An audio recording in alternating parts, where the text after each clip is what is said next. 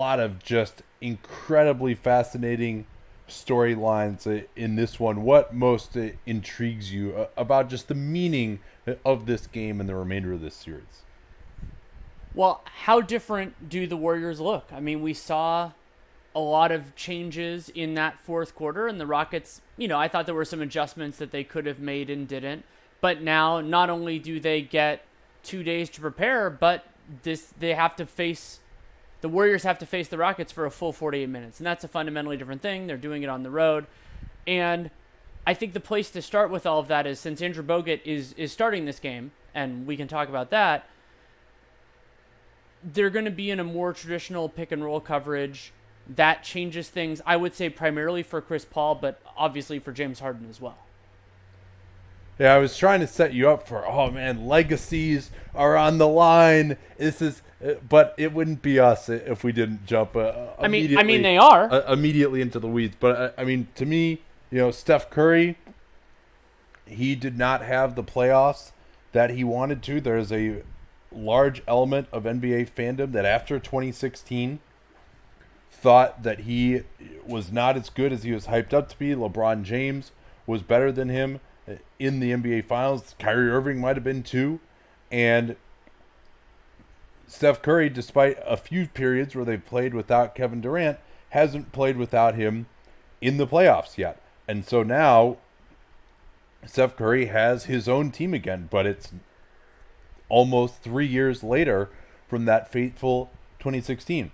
On the other hand, the Houston Rockets, I think by many, James Harden, Chris Paul, though we know he's at a different point of his career now, those guys have reputations of not having come up big in the playoffs. With Kevin Durant out, you would have to think that they should be favored, especially with DeMarcus Cousins out too. DeMarcus would be really nice for them to have right now. He would be. But there are a lot of people who might say, hey, if you're really that good, James Harden, if you're the MVP, you in theory have the more talented team at your back right now. You're the one, and certainly one that fits together better. You need to win this series for us to really take you seriously, and then they should be able to get to the NBA Finals. And that's the other huge part of this is that whoever wins this series, barring future injuries, subsequent injuries, is the favorite to win the Western Conference. Like as exciting and as fun as Denver Portland has been, these two teams are better than the two teams on the other side of the bracket as playoff teams. And so Harden and Paul, if the Rockets make the finals, that they don't win. If we get to that bridge, we will cross it and we will talk about it plenty. But this is an amazing opportunity for them, and they have to seize it. The Warriors, it suddenly goes from being a must-win for the Warriors to from a legacy perspective, to a must-win for the Rockets, because now they have this advantage. And whether it's narratives or not, like last year, Chris Paul misses the end of that series, and it changes things, just like Iguodala missing the last few games of the series changes things too. This group have a fantastic opportunity to take advantage, and one of the big reasons that they do is because the Warriors are not particularly deep. And so losing Kevin Durant, especially on the heels of already losing DeMarcus Cousins, puts inferior players in their rotation with serious minutes. And so the Rockets' rotation is now significantly deeper than the Warriors' rotation. Yeah, and I think that really, not only losing KD, I mean, if you could throw in someone like Harrison Barnes for KD, sure, then you might say the Warriors are still favorites in this series and have a good chance to win this game.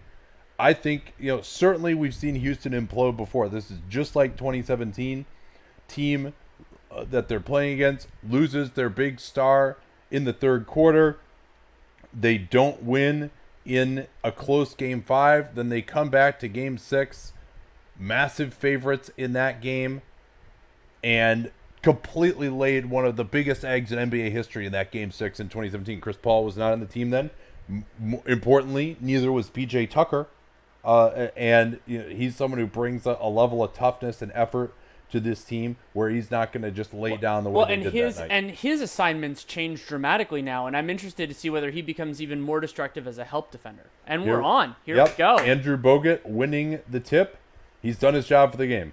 They screen Draymond Green. So Houston not switching on screens involving Bogut here early.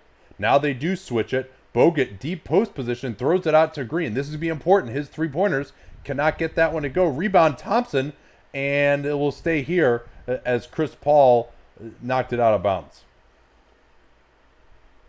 And 14 seconds on the shot clock for the Warriors here. We'll see. Remember now, the Warriors, we've talked about it a lot this year. They don't have that many good three-point shooters. They lost one of their best ones. Yeah, and what I thought they should do is when it's Bogut, when it's Looney, you double team Steph Curry. Now Thompson trying to go one-on-one against Tucker, not an advantage matchup, and he just loses it.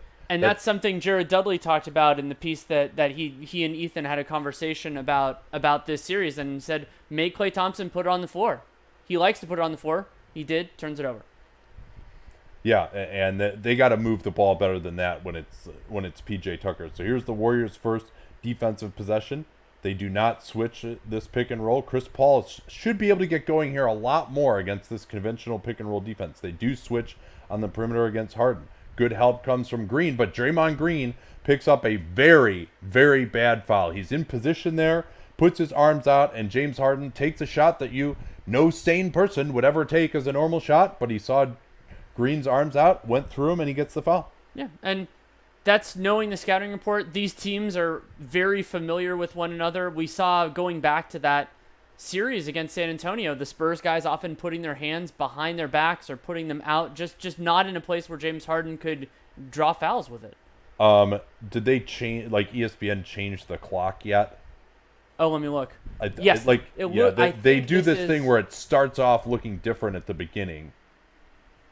I'll keep an eye on it. So that's where it was yesterday. Unless they moved it, it should be fine. But is it fixed now? It's good now. Oh, okay. We'll see if it stays there. They might move it again, and I'll get angry. Bogut looking for Curry backdoor. There's PJ Tucker helping to take away the backdoor, and then he closes onto Iguodala. Gordon gets through the screen. Iguodala looking for Thompson backdoor. This is two awful possessions so far for the Warriors, and they have turned it over twice now. Harden, Capela, Iguodala got a great hand at it. This is where the Warriors have to take advantage of this transition. Thompson with the fake and hits the three. Big shot there to get Golden State on the board 3-1. And we'll talk about this in the Game 7s on Sunday, but at a certain point, it's just whether the shots go in or not. It doesn't. It's so weird that you can get into these circumstances. We'll talk about good and bad shots, but I mean, if they go in, it's over. So Curry with the main matchup on Paul. Paul dancing around, gets the switch on Bogut. Bogut trying to bother him and cannot.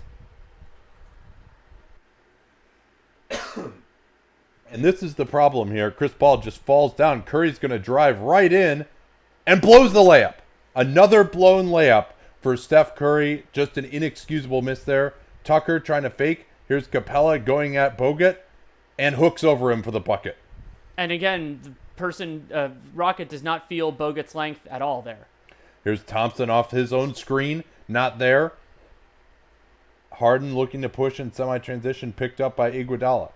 Tucker with a big screen. Now it's Capela down the lane. Stopped by Green. Thompson knocks it away. Bogut looking to push it 2-on-2. Iguodala not looking to attack. Instead it's Green right down the lane. James Harden ran to Klay Thompson, and there's the shooting gravity of the Warriors. Did they tee up Draymond here for hanging on the rim? I don't think he did a pull-up, really. Now, worth noting for his technical count, that is not an unsportsmanlike technical count and does not count towards the potential suspension. Here's Capela, short range, closed down by Iguodala on Paul, forcing him to his left. Paul snakes it back to the middle. Iguodala competes and takes away the jumper. Capela in the lane forever. Hook shot again is way off. Bogut keeps it alive. Bogut looking a little gassed here already. They throw it ahead to Green. Curry is open. Harden did not switch. Curry cannot hit the three. Stephen Curry now 0 for 2 from the field. Iguodala and Chris Paul, they are not falling for the Chris Paul bullshit so far tonight. Yeah, I mean, he completely flopped on that Curry play, which gave up an open layup, which he missed, and then their turnover. That's a turnover based on a flop. Yeah, any flop is risky. If you don't get the call, you put yourself out of position on either end. Thompson creates the space on Capela. And I think Thompson and Curry are getting good enough looks right now, Danny. They're just not making them quite yet. Harden forced to his right, goes into Bogut, floats it easily, no pressure from behind, and Bogut, to me, has not been effective so far. No, and if they're going to play any of Draymond at center, then Looney should get a majority, if not all, of the remaining center minutes. Bogut swings it, Iguodala, pump fakes, in and out. Rebound Green, Bogut could not control, though, and now they'll look to push it again. Here's the step back from Harden, in and out. Draymond Green looking to push it. Harden steps up, knocks it away briefly. Curry runs the ball. Good job by Harden staying with him, and Curry throws it away. Bogut gets it back with a really awkward hook, but Green with the tip. Chris Paul unable to box out Green. Starting this possession with Curry on Harden, this will be interesting. See if they just settle. They should just take this. Yeah, Harden just going to look to ISO here. Clint Capela is in the near side dunker spot. Harden tries to draw the foul and does so. Twice now, the Warriors have fallen for the signature Harden move of just ripping the arms up through the arms of the defensive player. And Harden has not have a field goal, but he's gotten 4 free throws that were totally avoidable so far. And significantly, also 2 fouls on important Warriors. Steph Curry, that one, Draymond, the other one. And it's been a theme of the NBA cast and Dunked On that when Steph Curry is in foul trouble, the Warriors fall off a cliff, and that is even more pronounced now that Kevin Durant is unavailable. Yeah, Green and Curry, probably their 2 most indispensable players now with early fouls. Houston will look to exploit that. Harden, a couple more free throws. He has split his 4 free throws, though. That's worth keeping an eye on. Green looking for Thompson on the weak side. Now Curry, Bogut not looking to hand off, instead throws it into the post. Iguodala guarded by Paul down there. Tries to go through him. Tough turn. And Chris Paul, he's such a good post defender. He gets his body right underneath guys, makes them uncomfortable. There's Paul with the obvious push-off, and yet another foul on Chris Paul and his veteran tricks. Great call. Love it. And, I mean, it's true of any game, but calibrating what the officiating is going to be, where the lines are for this game, extremely important. Yeah, it's been called quite tightly. So there you see they double-team Curry. That leaves Iguodala open for the three-pointer. Steph Curry, his first pick and roll with Bogut. Right now they're trying to call out to switch Curry onto Gordon, and now they're going to get another offensive foul. That one's on Capela. Iguodala has drawn 2 offensive fouls so far. Back to the previous possession, they double-team Curry at the point of attack with Bogut. Yeah, and that another clear foul by the Rockets. And now we're going to get Bogut going the other way. So this has been a very tightly refereed first quarter so far. And broadly speaking, that benefits the Rockets because I think you're right. The Warriors don't draw a ton of fouls. They don't really have that type of personnel. The Rockets absolutely do. Andrew Bogut is going to finish this game with 5 fouls, by the way. I guarantee you that. Curry cuts off Harden. Harden just picks up his dribble for some reason, gets it to Capela. Now Harden wants it back, but he's not moving at all. Now finally he does with 10 on the clock. Thompson trying to shade over off of Gordon. Harden goes to the step back on Curry, and Steph Curry commits another incredibly stupid foul. Just incredibly stupid. And it's a clear foul. No 2 ways about it. And there was very little gained by going for that kind of a contest. Yeah, he's not even close to him. I mean, that's a legitimate call. Like, there's no 2 ways about that. He's right into his body. It's not like he's kicking his legs out. If it's me, though, actually, I would just leave him in right now. Kerr's not going to do that. He never does. But to me, especially because, they're just underdogs in this game. They got Game 7 in their pocket. If Steph Curry falls out of the game and doesn't play that many minutes, to me, it's not actually the end of the world. Just keep him in. Why not? And there's also the idea that if he's not playing, their offense won't be good enough to compete anyway. It's it's a different version, maybe a more extreme version of what we talk about in like the second half when a guy gets his 4th foul, and you're like, well, if he's not in the game, they're probably going to lose. So you might as well give yourself the best chance of winning.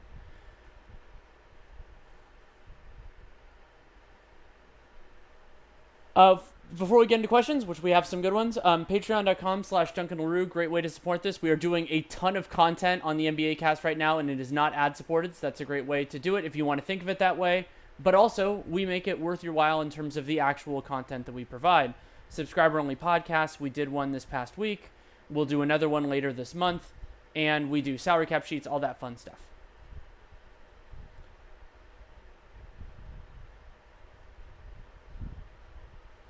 Why has Capela looked so ineffective in this series? Because Capela is largely a dependent player, and it's relying on those passes from James Harden, and the Warriors have done a really good job taking those passes away. And Capela, despite his specific strengths, he doesn't have a lot of tricks in his arsenal to get more looks, to get better looks. And then defensively, this is a hard series for any center that, isn't amazing as a switcher, and I wish Capela were a little bit better there. Draymond Green. Yep, that's the short answer. And for Capela, too, he's missed a lot of finishes around the rim because they're not giving him just the straight-up dunk over the top on the alley-oop. And so when he has to catch it, come down, he can be knocked off balance, doesn't have the greatest touch. You get your body into him, you can force misses on those hook shots.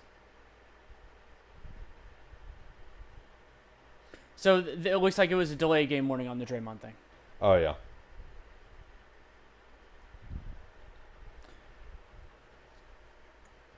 Will we see Quinn Cook in this game? Yes. I expect Kerr to try a lot of different bench guys because they have a lot more minutes to give, and nobody has earned them clearly yet. So you might as well just try a bunch of guys, see who works. Well, and they just desperately need someone who can shoot on the second unit now. I mean, that without KD to bolster that group, you got Klay Thompson and nothing else. They're just going to switch him into oblivion, and no one else can do anything. So I think you got to have Cook to get a little more shooting. Yeah, Cook is actually going to come in right now, apparently. Oh, okay. So.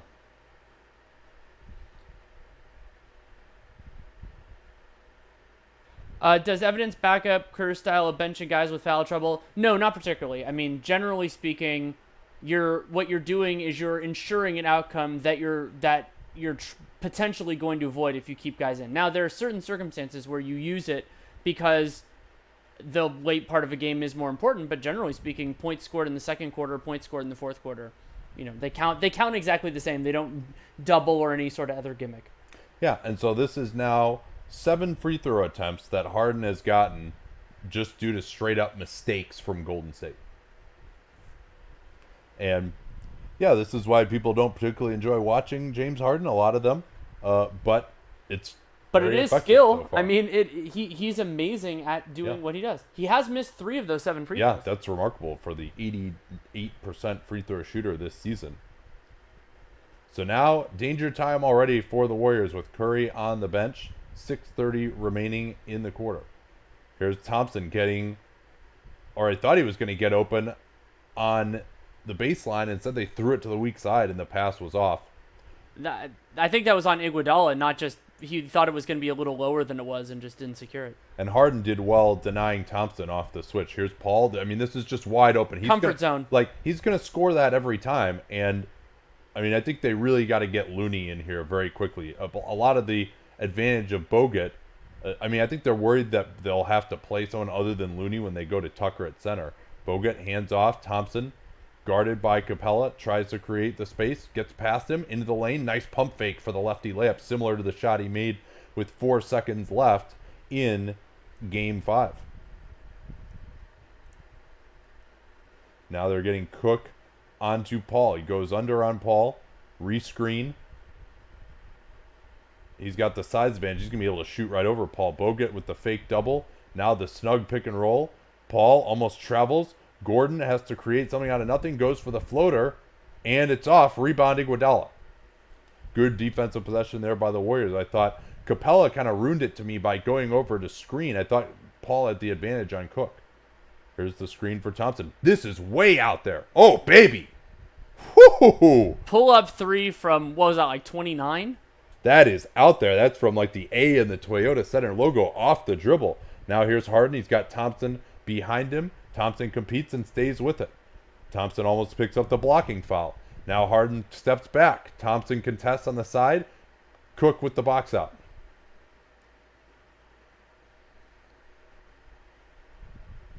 Draymond looking for Klay Thompson. Backdoor. Bogut finds him beautifully. Green screened Eric Gordon, got inside position. Gordon could not get there in time. Great pass from Bogut. Here's Gordon, and it'll be knocked out of bounds. Iman Shumpert will come on. Nene, they're going to get some more minutes for him. Looks like Austin Rivers as well. Paul presumably sitting down, and Looney comes on. So this is interesting that Nene, probably the biggest head knocker Houston has, comes in right when Bogut goes out. You might have wanted, but having Steph Curry off the floor, I think opens up a possibility. Yeah, I'm thinking maybe for Looney is not a great matchup against Nene here. That's an interesting point too. Iguodala forcing Harden to his right. Looney comes with the help. Looney with great vertical defense. Green got stripped though. Harden off the recovery by Tucker.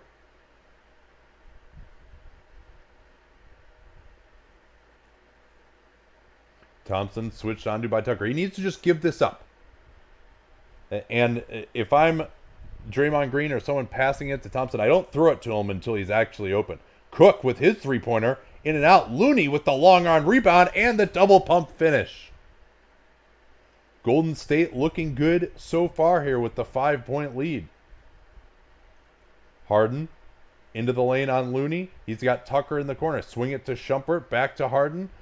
Draymond forces him off. Contest by Cook is late. And James Harden with his first field goal. And the Rockets have only taken 12 shots, but that's because the Harden's gotten to the line so many times. Iguodala, Cook, looked like an illegal screen by Looney, and Quinn Cook did not shoot it well in this building. Remember that Game 5 miss that he had last year that could have put the Warriors up 1 in the last minute? Here's the drive by Rivers. Blows by Looney for the bucket, and Looney fouled him from behind. Not a good foul. Yeah, Looney had the left arm in the lower back of Rivers, and a nice finish by him. Right, and it goes to a basic idea of if you're committing a foul, make sure that you're actually preventing somebody from getting what they want, because otherwise Austin Rivers got exactly the same shot that he would have gotten if Looney hadn't pushed on him. And he had enough space to lean back a little bit and push it. Yeah, I mean, your biggest concern, I think, coming in as a Warriors fan is would they be able to score in the half court? And they've done that so far.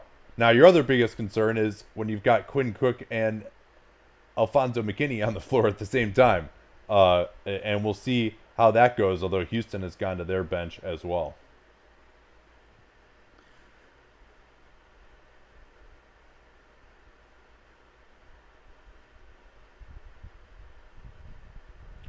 Let's hit some questions. Have we had any yet? Not many, huh? Yeah, we've had a few.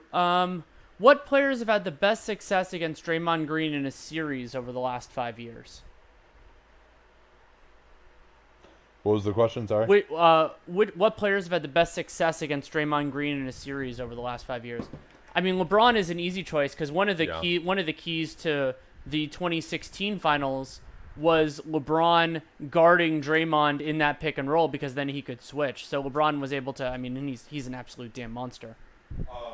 OKC's guys too. I mean, Oh yeah, that's a good point. Yeah, now, the Megadeth lineup. Well, and just he couldn't finish anything around the rim in that series. Is Austin Rivers low-key a better playoff player than regular season player? No, I don't think so. He can do better in the playoffs than I anticipated with him not only as a college player, but as a young prospect. But his physical advantages toned down, and he's made a bunch of shots in these playoffs. But I think defensively, he's a much bit more of a weak point than he is in the regular season because there are just worse players on the floor in the regular season. But Austin Rivers, this is something we talked about a little bit in the shooting guard preview. He has a very important decision to make in terms of team and situation. Now, maybe Rivers feels like this is the time to get that contract. Played on the Rockets, he'll get some shine as far as they go. He's had a really nice playoff so far. But to me, he's by far better suited to be an off-ball guy, to play with a ball-dominant player, whether that's whatever position he's guarding. He's in a perfect situation to do that with the Houston Rockets because either Chris Paul or James Harden is on the floor at all times. And if he went many other places, that would not necessarily be the case. So he could be in a worse position to succeed. Now, certain players believe that if you do that but you get paid enough, then that's fine. And if it's his prerogative, so be it. But in terms of situation to succeed, I think he wants a dynamic close to that. And there are places that can do it. I've wondered about his fit, not as a starter, but in spot minutes next to like Devin Booker in Phoenix. Like that could be an opportunity. But I mean, Houston is such a great fit for him. Now that it's a distinct possibility, what are your favorite LeBron trade destinations? I don't know if I wouldn't consider it a distinct possibility. Maybe an indistinct possibility. I don't know. I just Cleveland would be so funny. It's not really possible, but no.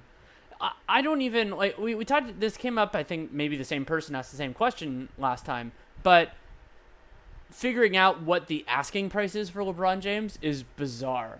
And I mean, functionally speaking, he is, even though he doesn't have a no trade clause, you can imagine the power that he wields just by saying, I don't want to be there or something like that. And it looked like Draymond wasn't fouled on that play. He was complaining about it to the refs, but I didn't see much there. Yeah, Harden has been fantastic so far. We're back. We are back. Harden with 11 points already on 3 of 6. Nene pressuring Looney, just goes right by him down the lane and lays it in. The former high school point guard in Milwaukee, and that is great scouting report stuff right there from Looney. Nene, all during his career, loves to pressure up opposing bigs when they're trying to run the HOU game out on the floor. Here's Harden off the screen. Hits it again, and that's one that James Harden is a little more reluctant to take, actually. Thompson, guarded now by Harden. He gets it into the post to Looney. Green, Thompson off the screen. Looney rolling to the rim. And what do we got here? Maybe a shove off by Thompson? Illegal screen, a trip by Looney, I guess. Maybe his foot was outside the cone of his body. I didn't see much there, but the ref had a different angle than we did. Oh, Nene just dropped it, and Looney reacts instantly. And here's Quinn Cook for his first points of the series, I believe. A lot of system / kind of hustly buckets for the Warriors so far, which is propping it up. Their shooting has been okay, but they've put it together through those kind of plays. Yeah, we have seen some mistakes, certainly by the Rockets early defensively, and with turnovers. Harden waves everyone away. He wants to go one-on-one against Thompson. They just wasted the whole clock here. Harden getting to his left. Draymond is there for the help. Harden is stopped by Thompson. But all this happens because Draymond is there to help out. This is a long, high-arcing shot by Thompson is way off. Great contest from Shumpert. Now Harden looks to go at McKinney. Has a big advantage on him. Tucker's three-pointer is good. PJ Tucker is money from the corners in this series. Now Green just going to cross over on Tucker. Goes right in. Can't get the layup. No, they're going to give him the foul. And Draymond there was in the strong side corner, but knew McKinney wasn't going to be able to hold Harden, so he just had a choice to make. Chose to slow down Harden. PJ Tucker makes the three. It's an impossible choice for Draymond there. Yeah, and Draymond Green is so good at just picking these random times to push the ball when the defense isn't ready, and was able to get there that time. So it looks like it was a loose ball foul on Looney coming in for the rebound is what happened. And Harden is going to step out now. Go back to Paul. 14 points, 4 of 8 from the field, and 4 of 7 from the line. Thompson with the screen engages Nene. He's got Rivers on his back. Goes to a tough floater. Not there, but this will stay with the Warriors. Kevon Looney again involved in the rebounding action. And Golden State got to feel pretty good with the Curry foul trouble about where they're at right now. Thompson out of that 22 out of bounds set. They get it into Looney with plenty of time on the clock. Thompson wants to go at Nene. They spread it out. Thompson goes past him, finds Green, blocked by Nene, rebound, and Green, I think, was shoved in the back on that tip attempt. He'll shoot free throws. Warriors on the offensive glass. Yeah, it was Tucker who came over Green's back on the rebounding action.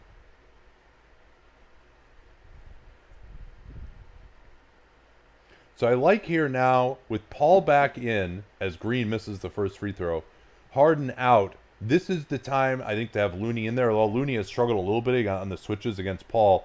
Conventional pick-and-roll defense with Chris Paul running it every single time is just not going to work very well. He's just too good at that. Now Green with 2 missed free throws of his own, so those starting to cancel each other out for both teams.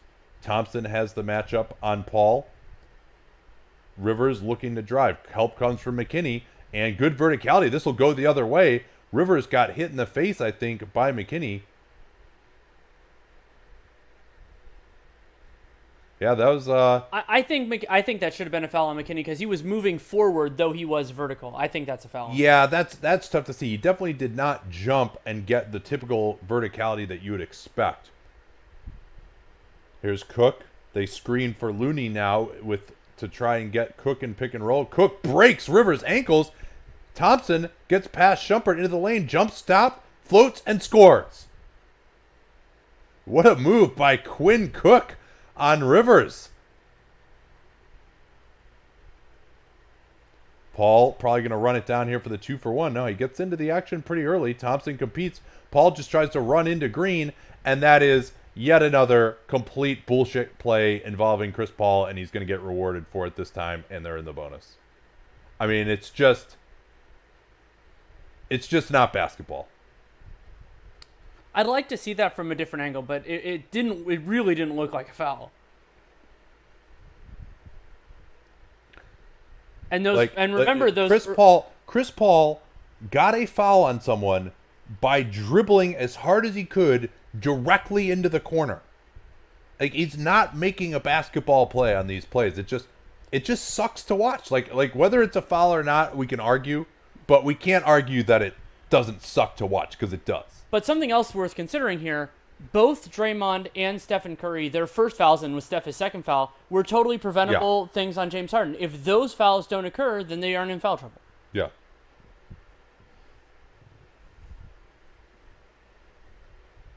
So this is Looney and Bell together. This is like a Warriors blowout unit. I mean, with McKinney in as well, and Cook, it's really this close. Is like Klay Thompson and four very inexperienced guys. They're trying to pressure Looney. Here's Cook. Pull up, jump on another offensive rebound for the Warriors. They are killing Houston on the offensive glass right now. Just not a good enough effort, especially when the center comes up to help out. Tucker, Harden, who's come back in now for the end of the quarter.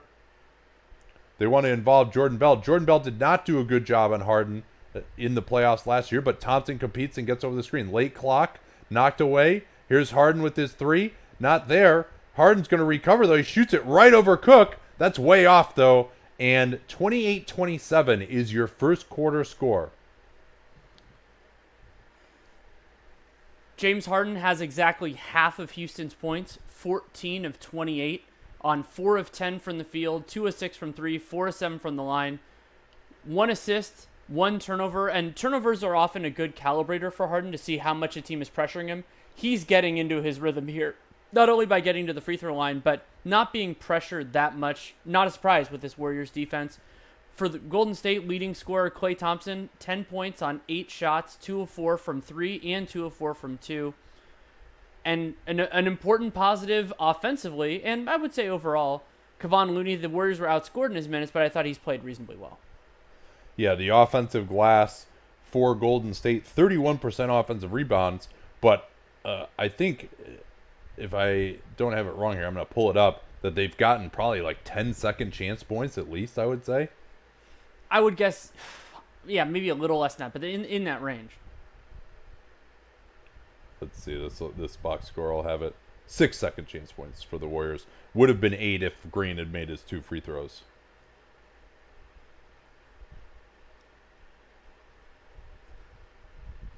Also, in a bit of an upset here, Houston has taken 7 3-pointers, and 6 of them were James Harden shooting those self-created.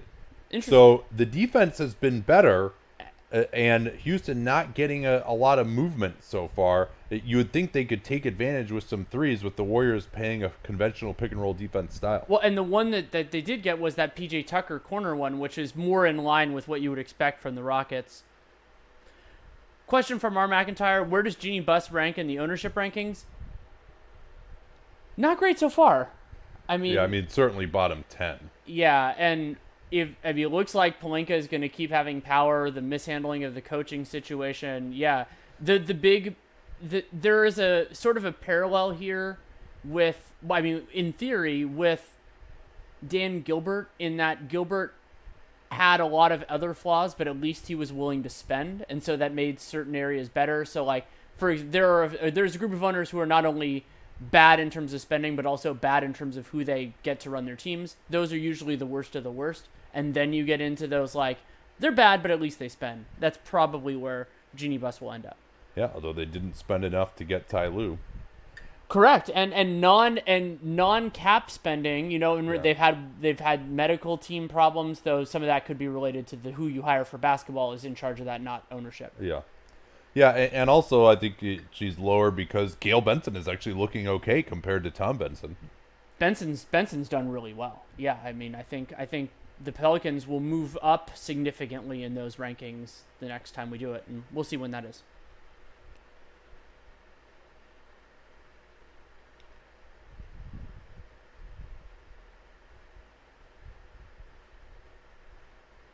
This might as well be a Warriors broadcast. So, do you enjoy watching those Chris Paul flops?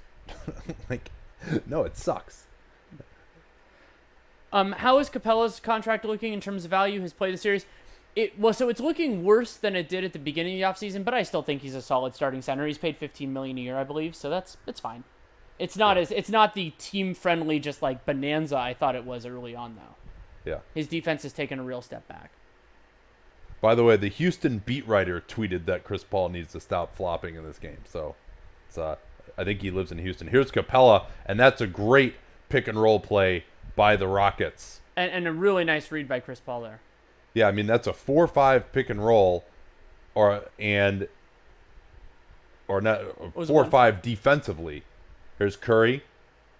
Looney finds Jerebko. He gets past, steps in for the 2-point jumper and hits. So the conventional pick and roll defense, Warriors have done a pretty good job. Looney has made some plays here. I said before this game that Houston should try to force Looney into doing that. He's done a decent job so far. Here's Rivers on the pick and pop. Jerebko with I think he fouled him. Yeah, it didn't. Nobody needed to sell anything there. He just put his shoulder into Austin Rivers, and second unit fouls are always an important thing because they often put the starters in trouble at the end of quarters and in high leverage situations sometimes. They're trying to get Curry onto Paul. Now they set the screen with Capela. Tries to find Capela underneath. Capela blows another layup. That one was pretty inexcusable. And now Shumpert just loses it out of bounds. Jerebko with good hustle. Curry adjusting that left hand again. Looks like he caught that somehow. Unclear how much that's been bothering. Here's Livingston. Steps into the mid-ranger. Oh, Iguodala with the tip-in off the 1997 baseline mid-ranger spot-up style from Sean Livingston. Here's the drive by Gordon right past Jerebko. And Warriors defense has not come to play here in the second quarter so far. They're allowing very easy penetration. Looney, pick and roll, double team. Looney, as Shumpert comes over, Looney just goes right through Shumpert for the layup. Kevon Looney has been outstanding so far. See if Houston can continue to take advantage of these Warriors lapses. Paul fakes it, now swings it to Rivers. Rivers wants to go at Curry, jumps him off with that fake, not there. Excellent box out by Looney once more. Steve Kerr said Kevon Looney is not a 35-minute-a-game player. He might have to be tonight. Now Looney with the gravity of Curry cuts to the rim, sets up Jerebko's three. Another nice play from Looney, but Jerebko unable to convert. Well, and you can see incredibly how Houston's defense is willing to throw everything in the lane and concede these shots, and I think they're completely right to do it. Especially when it's Sean Livingston in the corner. Jerebko is a good three-point shooter, though. Now they get Shumpert out on the floor. Looney will take the baseline jumper just a little bit out of the range he's exhibited so far this year. Now Paul, with the yo-yo dribble into the lane, pulls back on Iguodala and scores. And it seems like he's shooting and passing later in his jump in this game, and it's working pretty well. And Steve Kerr is going to get a timeout. This has been some bad Warriors defense with James Harden out of the game. And Chris Paul, the reason that he hasn't been effective in this series is because they're switching and because he doesn't have the athleticism to go one-on-one. You go back to a conventional pick-and-roll style, and Chris Paul will carve you up until he's 57 years old. Houston now up to a 112 offensive rating. I think both teams were around 100 in the first quarter. How is Fareed not even seeing time against this bench unit from the Warriors? Because he's not better than Nene. Nene is a better overall player than Kenneth Fareed. That was true when they signed him. Other than when Nene was hurt, because then he was hurt. Solid screen name, by the way. Hurricane Dicka 55. Yeah, Fareed is really bad defensively.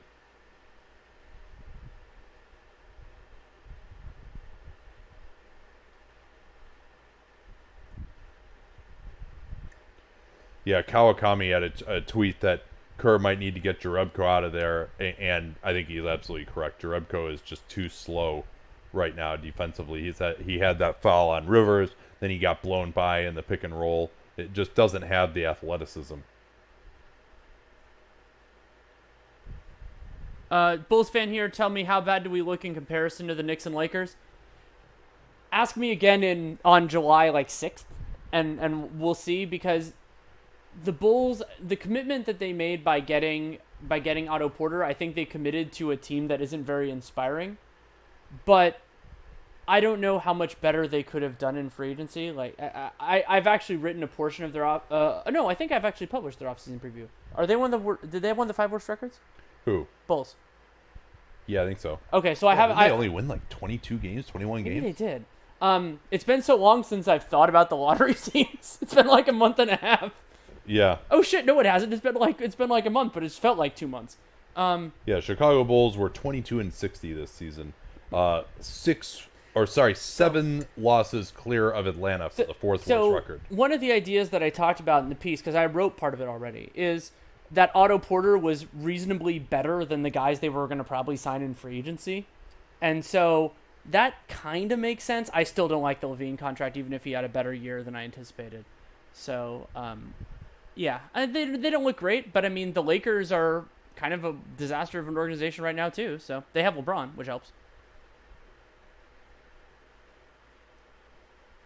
For lack of a better term, is this the most important second-round matchup in a while? If by this second-round matchup you mean this specific series, I would probably say no, because I don't know that Kevin Durant is making his decision based on this, and if theoretically if one of these teams wins the championship, then yeah, it makes it even more important. But I mean, you could argue that Celtics Bucks, in terms of the long arc of the league, was more important. Maybe even Raptors Philly.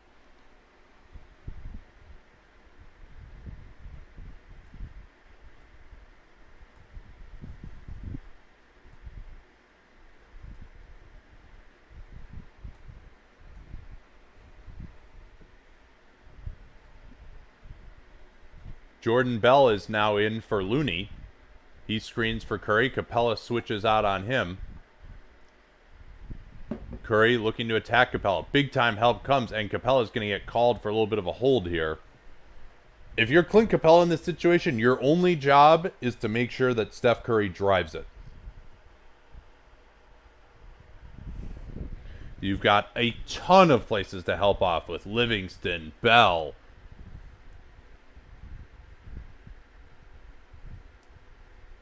Curry against Gordon, screen. Reversing the field is Bell. Curry was open. Livingston skies for the board. He's stripped down low. That was, I believe, the 6th offensive rebound for the Warriors. They're at 8 or 10 second chance points before this possession.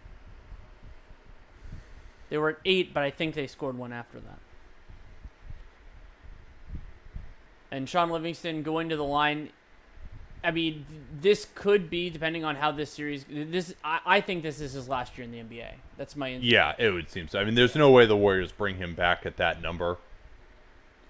Yeah, I mean, there would be an outside chance that if he wanted to, that they could, let him go, and then he comes back for the minimum, maybe. But I don't know that he wants that. He talked with Anthony Slater. It's a great piece. Whether or not you care at all about the Warriors, the conversation he had with Anthony Slater on The Athletic is worth reading. It's one of the best. One of the best things. Very straightforward there for him about how his body was feeling. Rivers off the screen. Now they engage Bell against Paul off the switch. Bell forcing Paul to his left. No, instead Paul throws it up going to his right, and they're going to call a foul here as Capela went to the rim. I want to see the second time because it looked to me like Capela hit the rim more than anything else. Yeah, Got to take care of something real quick. Hold on. Go ahead.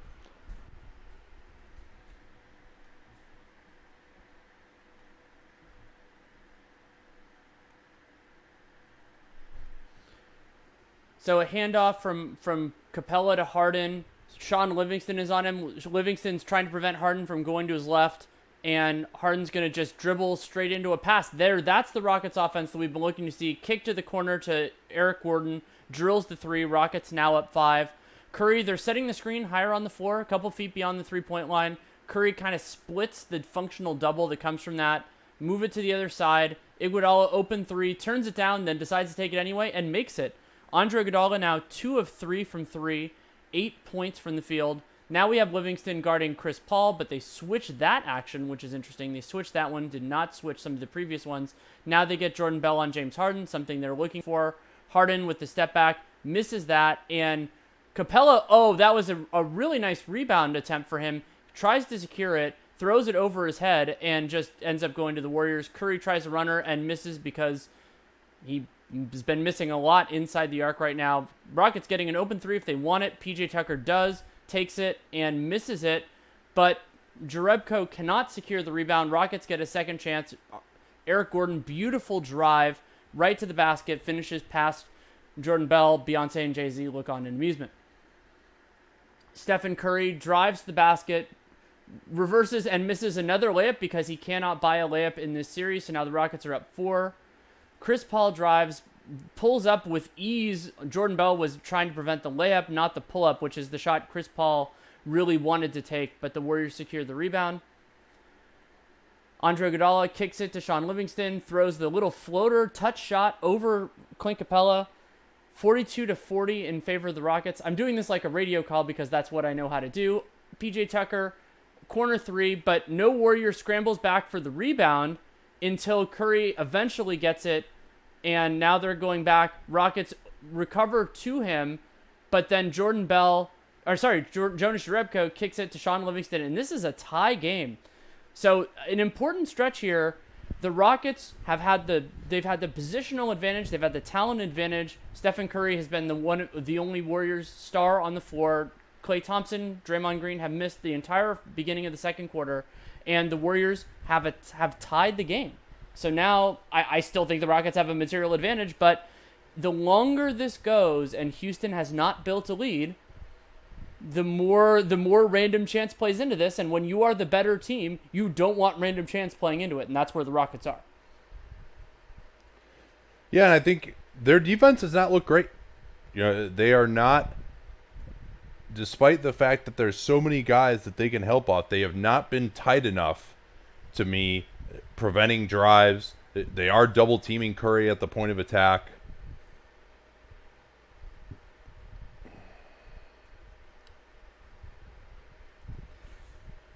And we'll see. Harden is going to have to really go off here, I think, at this point.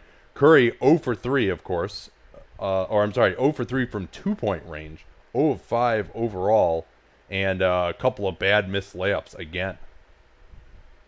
And I mean, let's recall, this is not a good shot-blocking team in the Rockets. No, I mean, after this series is over, I'll go back and kind of chart and track some of his restricted area shots, because these have not been like great contests and Curry missing it. Like he's had some that he made that were trickier, that he like went around the contact and had to try to finish it. But I mean, he's just missed a ton of stuff around the basket in this series.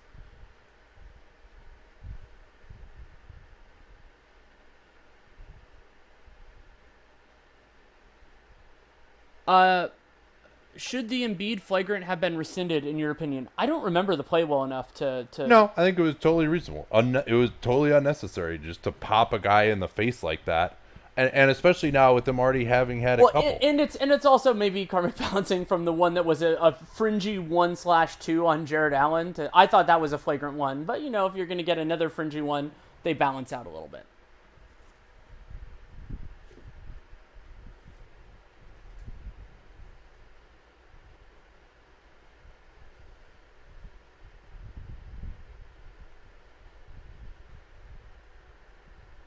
If let's see. I'm trying. Does Middleton get the max this summer? Yeah, I think he gets the max or something close to it. I'm guessing you and I are just going to start using the term the DeRozan for a player who takes more than they could get from any other team, but technically less than the maximum. I could see Middleton getting that. I could see Klay Thompson getting that. A few other guys. I mean, it sounds like Klay wants a full max, but that might be where they end up settling. And for the player, you're getting more money. You're getting that extra year of security. For the team, a little bit of savings, and both the Bucks and conceptually maybe the Warriors are that small savings could make a huge difference for them. Like for Milwaukee, that could be massive. Is this live action or no? This is highlights. Okay. Yeah, this is Warriors offensive rebounding that we're seeing here. Will Tobias Harris be on the Sixers next year? Yes, I fully expect him to. I mean, when they made that trade in particular, I feel more strongly about that one than the Jimmy Butler one, partially because it was a little bit later in the year and because that was such an affirmative, like, we're trading for this guy, and we know the free agency circumstance and all that kind of stuff that I think they're giving him maybe not the full boat max, but maybe he'll get the DeRozan as well. So that Eric Gordon 3 was deemed not to have counted due to being after the shot clock. Oh, interesting. So 3-point Warrior advantage, and now they're starting to be able to get some of their guys back on the floor. Bell with just an asinine foul. Rubs his head. And that ties in with the unnecessary second unit fouls that end up getting into the bonus. No, I mean, so remember that one when Houston shooting free throws on a non-shooting foul later here. Harden gets Bell off of that 21 action out of the corner. Puts him in the mix, gets to his left hand. Draymond with great help. Draymond rotates out to Tucker in the corner. Green will have to fire from way out. Bell gets in on the rebounding action, but they can't secure it. Good job by Capela and Tucker getting Houston on the offensive glass for one of the first times tonight. Harden looks to step back on Thompson. Now gets to his left hand. Missed the layup. Tucker again with the rebound. Out Shot to clock. Green. Yeah, it never hit the rim, that layup by Harden. And so Houston, amazingly enough, in that frantic stretch that I did, they had a series of offensive rebounds. They're actually tied with the Warriors now, but I don't think they have many second chances. Oh, Bell got a piece of that. What a block. Bell switches the angle of the screen for Curry. Curry not passing it to Bell. Now gets it to him. Backdoor Curry. PJ Tucker has picked up the third foul on Steph Curry with the charge off of Draymond Green. And I hate that is a foul, but that is called correctly. And now I still think you got to stick with Steph Curry. Why not? Because he always plays bad when he comes back in after these situations anyway, right?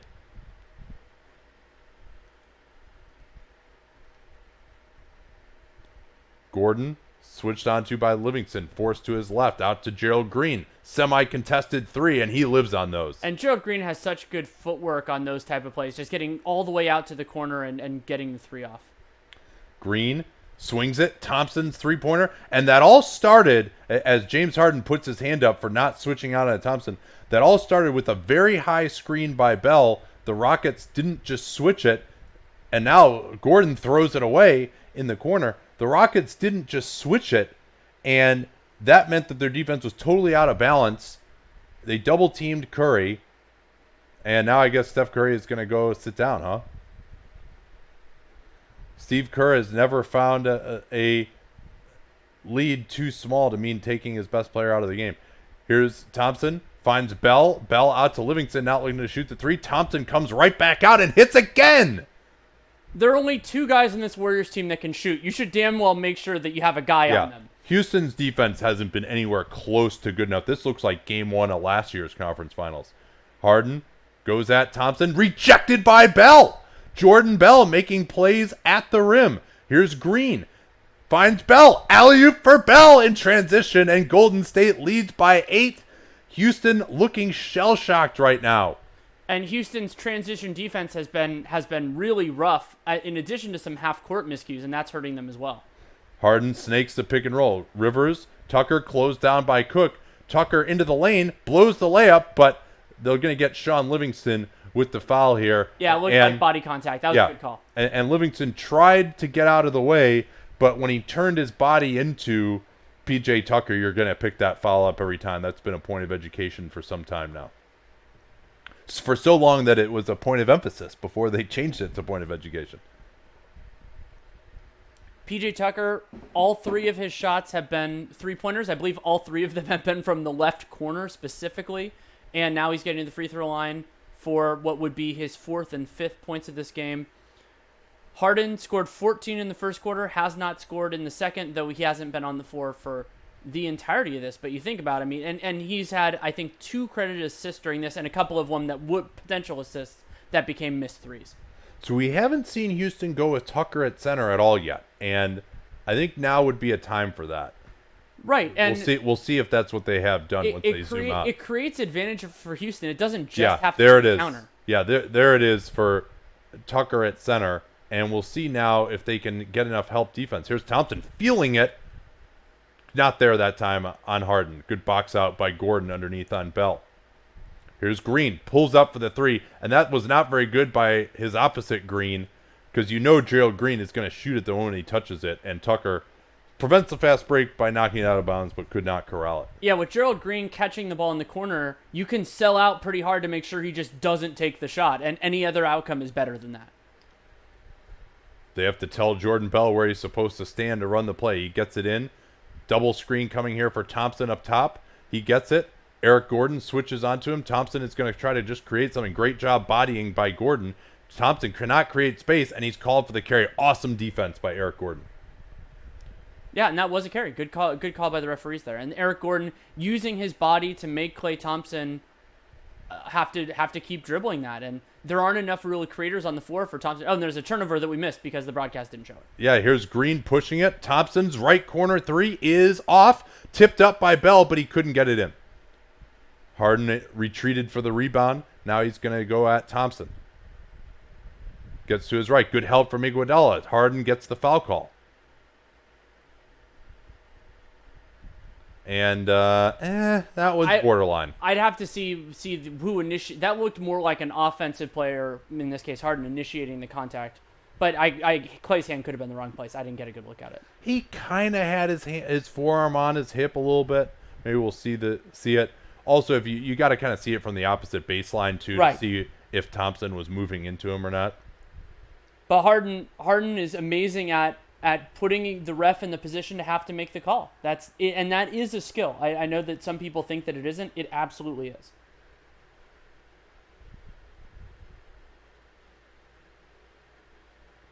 Harden hitting a couple of free throws.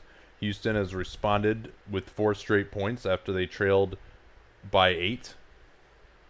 Curry remains on the bench with his 3rd foul. They're going to try and screen Bell here onto Cook. Bell is in the post now. They're trying to get Thompson open. A lot of switching. They get it to Klay. Bell slips the screen. Here's Cook on the drive. Underneath, Green finishes over Tucker. And there's the problem, the lack of rim protection for Houston. That was a great cut by Quinn Cook. He started his drive before he even caught the ball. Paul going at Cook now. Cook has got to force him to his left hand. 10 on the clock. Paul gets in there, tries to push off. Corner, it's Rivers. Late contest by Green is irrelevant. Austin Rivers with a big shot. Austin Rivers. I mean, that's the first made 3 by a Houston bench player. Oh, no, Gerald Green made one in this game. I was thinking it was the first one overall. Warriors get into their motion game.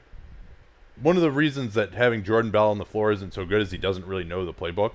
Cook getting space on Rivers is closed down. Bell finds Thompson. Fading away. 3-pointer is right there for Klay Thompson. 2 guys ran out on him.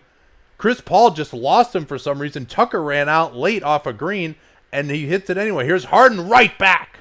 Pulls back on Thompson for the 3-pointer. And Andre Iguodala just grabbed his back. I want to keep an eye on that. Here's the backdoor by Cook, but he couldn't control the pass. Yeah, Iguodala has had back issues at times. Here's Gerald Green. They leave him. Here's his 3, and Jordan Bell raises his hand. There is no reason for him to run to the corner there with Draymond already having that closed down. Houston now with a quick 13-5 run to tie the game. And a couple of reminders of why Jordan Bell doesn't play more than his talent sometimes indicates that it should.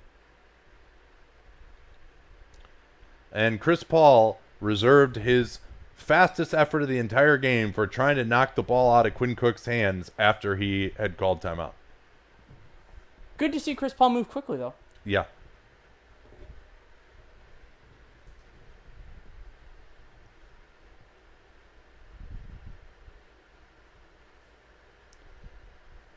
So really, Houston now getting the 3-pointers up in this quarter. They've gotten up 11, and the non-Harden guys have been doing so as well. 8 of 18 from downtown for Houston. Warriors 7 of 18, and the defense on Klay Thompson hasn't been anywhere near good enough to give up 9 3-pointers to Klay Thompson. He has 19 points here to keep Golden State in it. Where is Daniel House? That's a great question, because House, his biggest flaw was that he couldn't guard Kevin Durant. Kevin Durant is unavailable. I would like to see him get some minutes here. Yeah, I think he really lost D'Antoni's trust with it not rebounding in game 2. And also if you're going to be switching, you're like, really the reason that Houston is struggling to defend right now is pretty much defensive mistakes. Certainly Thompson has the ability to take advantage of those, but they're just not getting out on Klay Thompson well enough. They're not switching, they're not communicating, and then if they do, it's like 2 guys go out to him, and now you're leaving guys like Quinn Cook to go right to the rim. Critical stretch here to see if Houston can build a lead going into halftime with Curry on the bench. Cook, as Thompson slips the screen, he's just going to pull up over Chris Paul. Not there. Green tries to keep it alive, and is that they're going to get Rivers here? Yes, and that's a good call. He put a hand around his back, kind of like a reverse hook on Draymond. Yeah, and I thought for a moment that could have been Draymond Green's 3rd foul as well.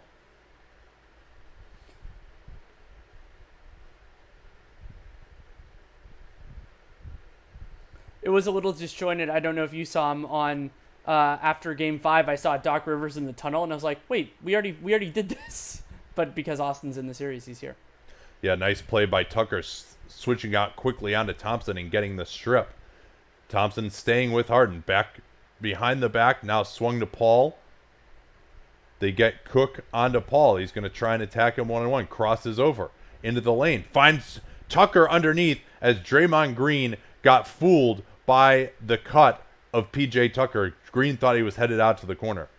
Thompson has the size advantage on Rivers. Rivers bothering him. Thompson just steps back. What a shot! And it looked like a deep 2 to me. Yeah, it was.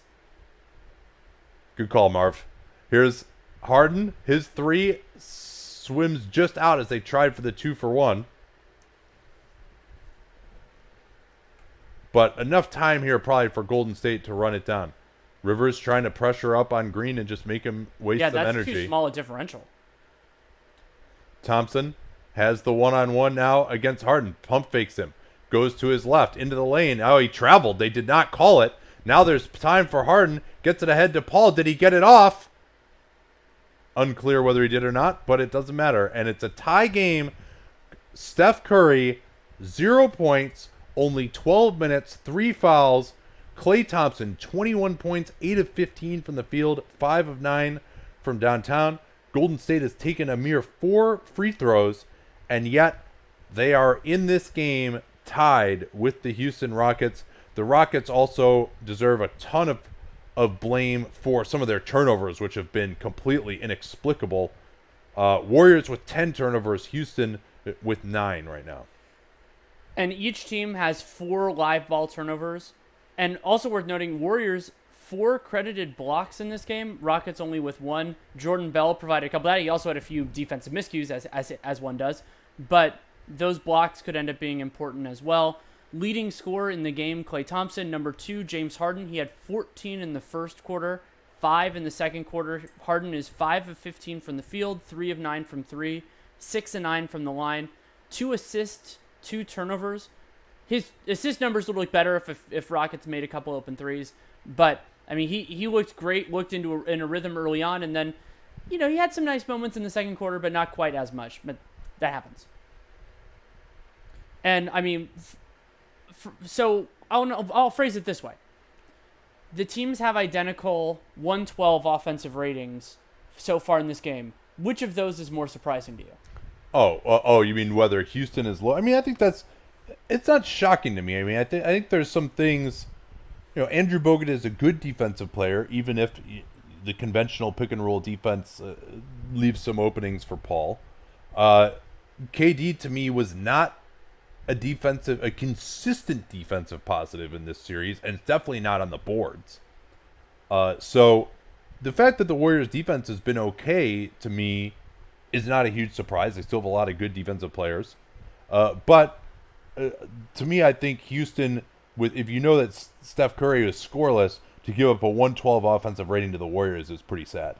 Right, and that's where I would go with it. And the Warriors, it hasn't been mostly, bad players making a ton of shots. The Warriors bench 0 for 3 from 3. Klay's 5 and 9, and that's huge. Iguodala's made 2 of his 3, but they've gotten a lot of system-y buckets. Guys getting back cuts, transition plays, and when an opponent has very few players who can hit open shots or create with the ball in their hands, you can sell out a little bit harder to slow those things down and force the more limited players to beat you either in catch and shoot scenarios or with the ball in their hands. And there have been times I think they've done a better job when Klay Thompson has dribbled. I think they've done a really nice job. Eric Gordon forced that travel. They've had a lot of those. But you can sell out harder, I think, than Houston has to take away the few things that the Warriors do really well. Question here. Which, if any, teams might sign Kevon Looney as a starter this summer? The Golden State Warriors? Nah, they'll still get some, schlub center who will, knock some heads. Entirely possible. And I think that Kerr saying he's not a 35-minute-a-game player, I don't know if that's because of, his hips and just they feel like he can't play that many minutes or what it is. But yeah, they've never seemed comfortable playing him more than maybe 25 minutes or so. But yeah, I mean, I don't think any team will because he's just a little bit too small. Yeah, this is like the $8.5 million question. Yeah. Because, so going through it, it looks to me like all of the East playoff teams are relatively set. I mean, unless they made a move. Yeah. Maybe if Orlando lost Vooch, they could try Looney, but I think they would probably go in a different direction. I got an interesting one for you. Okay. No, I guess he doesn't shoot threes, so it wouldn't work. I was going to say the Bucks if they lose Lopez, but I mean, he maybe with an off season of work on it, he could. I mean, he's doing better from mid range now. Would Atlanta consider it and play him next as a to starter? Play him next to Collins? Maybe if they lost Dedmon, it's just so tough because his fit. He's not an elite finisher or pick and roll player. He can't shoot threes. Maybe there's a team, and if there were a team that's like Atlanta, it would be like, all right, you're just going to shoot threes now. You're going to be the new Dwayne Dedmon. I could see. Could you imagine the Lakers doing it? Maybe. I think they're going for a name. I'm guessing they're signing somebody. I mean, there's only two teams really that switch as their base defensive scheme, even at this point in time. So, I mean, the Rockets, he would be a pretty good fit, right?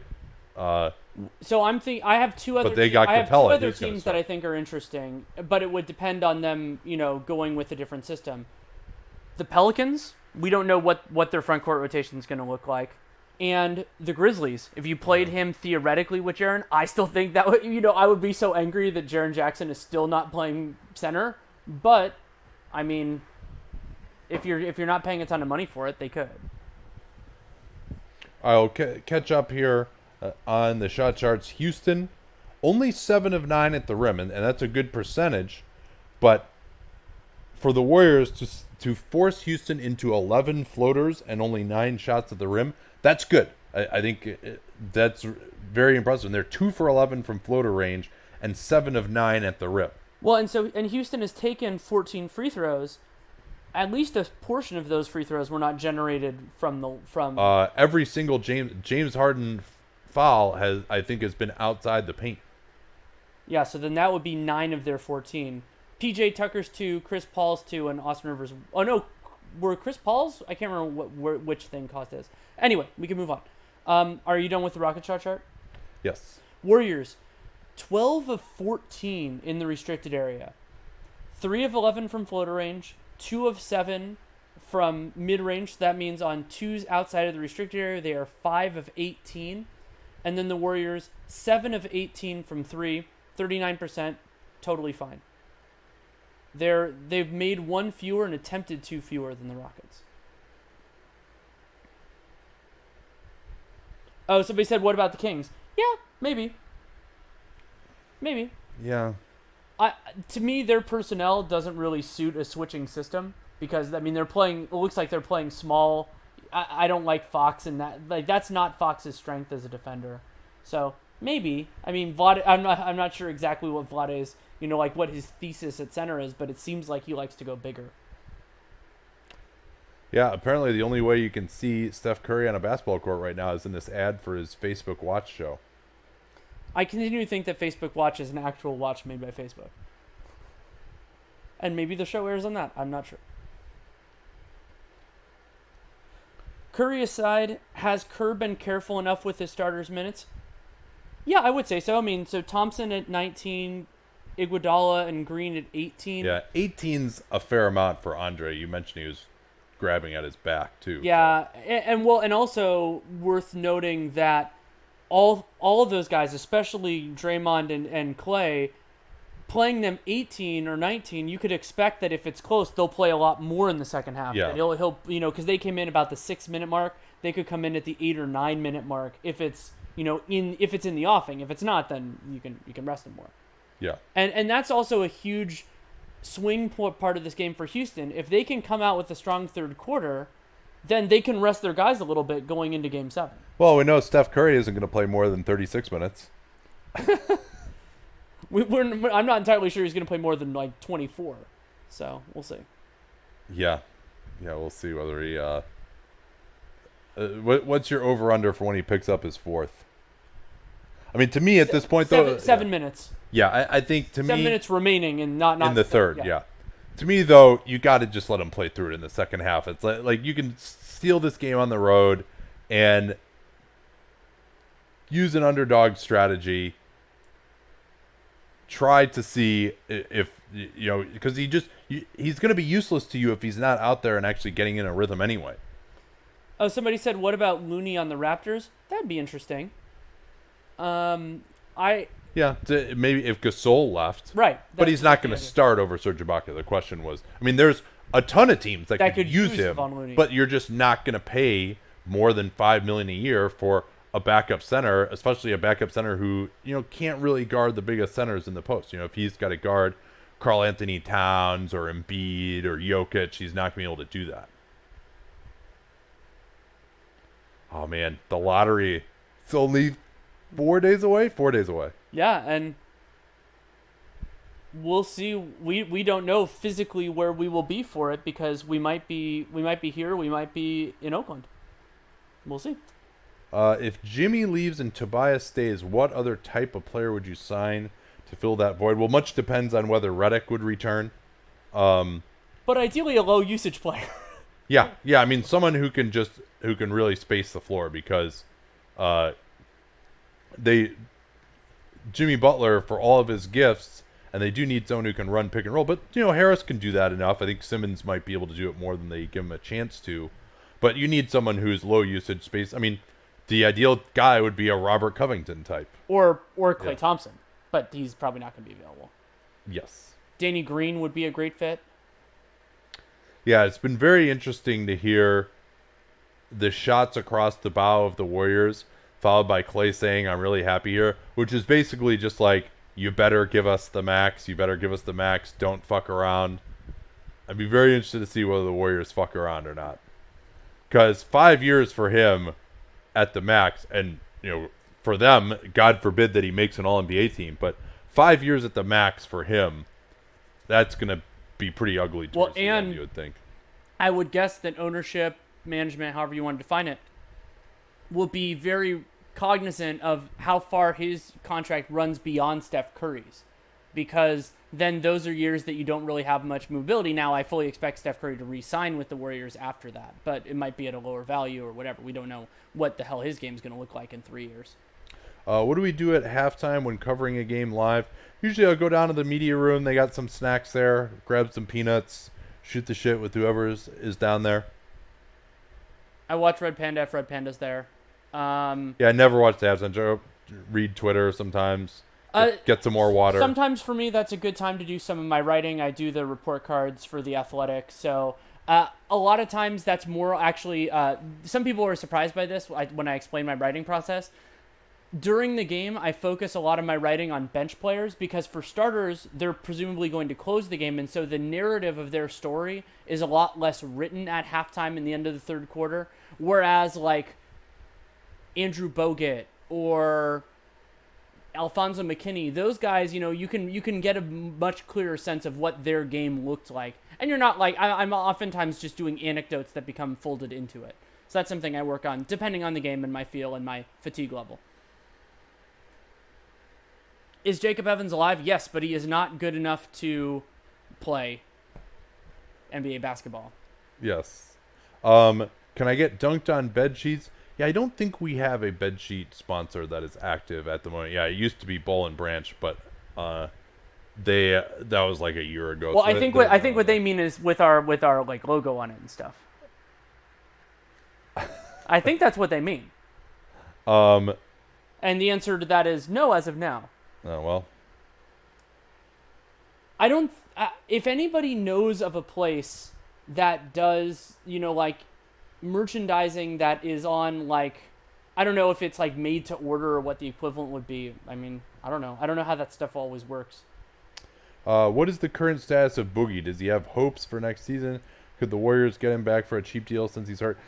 It really just depends what he wants at this point. I mean, I think we posited when we did our podcast about him, or we did our podcast ranking the free agent centers, we discussed him, that something along the lines of a Jabari Parker type of deal might be available for a team that strikes out in free agency, a $20 million guaranteed. I mean, I think I would expect he would have offers in the, 13 to 20 million guaranteed type of range, probably with some sort of a non-guarantee or a team option on the back end. Would he rather do that than come back to the Warriors, especially if KD leaves? I mean, he'd be a very important piece on a very good team. And the Warriors cannot offer a lot of money in the 1920 season, but the most desirable thing they could theoretically do, which other teams might not do, is a player option for 2021. And so maybe you give him that I don't know, I've written the numbers before, but like 6 something for next year, and then you bump up the 5% raises to go from there, and that gives him a little bit of flexibility. He can leave if he wants, he can do whatever. Early bird rights probably then would not be enough to re-sign him, but I mean, maybe he just prefers that, and we're going to probably see some examples of that this season. A lot of guys bet on themselves, took 1-year deals just because there weren't great things on the table. Some of those guys are going to have the choice of, do I take less money on a long-term deal? Just, am I a $6 million player now? Or do they try it again? Do they roll the dice again? Because to me, there are a ton of free agents this year. And so there is that idea that maybe you can be a big fish in a small pond considering how unbelievably bad next year's free agency is. But, I mean, like, let's say Tyreek Evans. Like, that's a really dangerous game for him.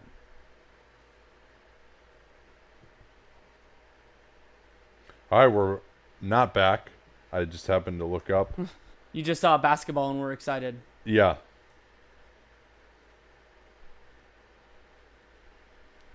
All right, now we are back. Thompson guarding Harden.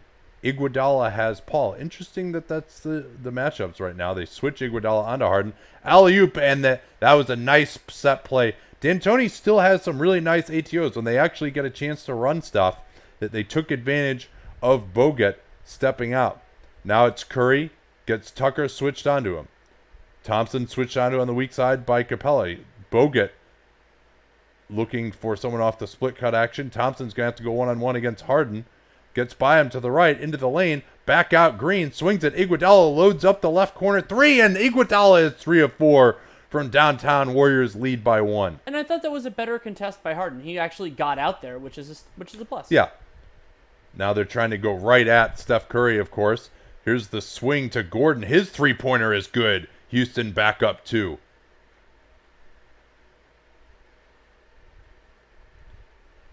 Curry looking to go at Paul. Slow release on the 3. Did not get a clean look at it. Now Paul looking to go at Curry. Curry forcing Paul to the left. Capela on the baseline, closed down by Bogut. Goes into the difficult hook shot game, gets it blocked, and he stepped on the out of bounds line, the baseline. Awful possession from Capela. But I mean, that actually was probably better for the Rockets than if he hadn't stepped on the out of bounds line, because he would have thrown it into a pack of Warriors and it would have been a 5-on-4. yeah, I mean, and Capela there, it's just not good enough decision making. He didn't get the ball with an advantage. Just kick the ball out. You're not going to post up Andrew Bogut. Here's Bogut rolling to the rim, trying to make the decision, stopped by Harden. That's exactly what Houston wants there by double teaming Curry. Curry gets it to Iguodala. Another three for Iguodala. That one is short off the screen by Bogut. It's been a while since they set a screen for Andre Iguodala to go get a three. Here's Capela. Swings it. Paul. Gordon. Now into the corner. It's Paul. Not there. Way short. Chris Paul now behind the play. Green pushing it. Iguodala. And Gordon got the strip. They throw it out. Thompson, now Green. Green fakes the handoff. Very disjointed possession. Now Curry into the lane. Goes past Chris Paul, who did not step up for the charge, and scores Curry's first bucket. Gordon loves to attack on that right wing early. Draws help. Paul has another three. Pass fake. Gets into it and hits. And I love guys doing the pass fake to open themselves up for three. It just froze Klay Thompson long enough. Easy shot. Everyone's pretty exhausted here with a long time without stoppages. Thompson off the Bogut screen, and the kickball by Capela that saves Bogut going to the rim. And interesting, I mean, they're not switching that action, it looked like, with Capela getting out there on Thompson, with Andrew Bogut setting screens. That's something the Warriors, with off-ball action, can really take advantage of. Andrew Bogut setting screens for their shooters. Now Green looking for Curry, and Capela does switch out that time. Curry's going to try and attack Clint Capela. Tucker just comes over and double teams, and another foul. Capela has gotten a couple of those, just putting his hands on Curry.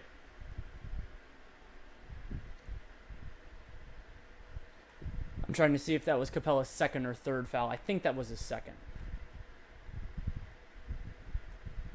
Here's Thompson. No, that was his third. Important. Now Curry. Iguodala, another wide open corner three. Curry went down for some reason. Iguodala has missed two in a row now. He's 3 of 6. Paul goes at Bogut. Good job by Thompson staying with it. Now Paul gets Bogut on him. Bogut, as Paul steps back into the three and scores again. And Draymond is saying to Andrew Bogut, you got to get out there and you got to make him drive. You can't let him step back into a three-pointer. So 2 straight threes now, 6-point advantage. You're saying? And that's what another example of the Rockets using Bogut's lack of mobility against him. Iguodala open again, hits again. I mean, James Harden, and they are so attuned to Steph Curry driving to the rim. I mean, you can help off of Andrew Bogut. You don't need to help off of Andre Iguodala and give up a wide open three. Paul, as Curry trying to go behind the screen a couple of times, almost loses it, now gets it back. They're searching that fourth foul on Curry. Paul in the lane, tries to find Capela. Capela floats it up. Bogut rebounds. Good pick and roll defense from Bogut. Curry looking to tie it with a three, and then just throws it away. Terrible pass. Yeah, flat-footed pass to the corner, and Harden had enough time to react to it. Here's Gordon. And he just tried to get the foul call, could not do it. These guys are so and he's going to get teed up. Well, now they get to a little bit of a break as they shoot the technical free throws. Yeah, and in if you watch what Eric Gordon did, and Mark Davis is not the guy to go after like that, they'll give you one initial reaction. And, yeah, that was Bogut. Bogut, I think, wanted the foul. They'll give you one initial reaction. I mean, that's a clear foul by Bogut. Absolutely. Thinking that it's going to be an easy drive. He didn't know he had Iguodala behind him. And, yeah, that was certainly a miss by Mark Davis, although he had Gordon's body in between them there. So Jordan Bell is in before Looney, interestingly, with Bogut going to the bench. Thompson switched onto by Capela on the weak side. Now Iguodala drives, sets up Bell, does not want the mid-ranger. Goes in on Paul, and Paul with a bad foul. And Chris Paul banged his knee on Jordan Bell. I think they'll both be okay, though. Both of them kind of smarting a little bit there. And so Nobody in immediate foul trouble right now, but a couple of guys are close. Curry has 3, Clint Capela has 3, and Chris Paul sometimes gets his fouls in bunches. I want to see if he see what happens here. I could see him getting his 3rd in the next couple minutes. That's still not foul trouble, but that's close. Yeah. Jordan Bell hits the free throw, and like last year, I'm a little critical of Kerr. I foresaw there would be a situation where they would need Bell in this series against Houston, and he just gave up on him so completely and stopped playing him, and he's not going to learn to execute better by never playing. And he screwed it up again right there.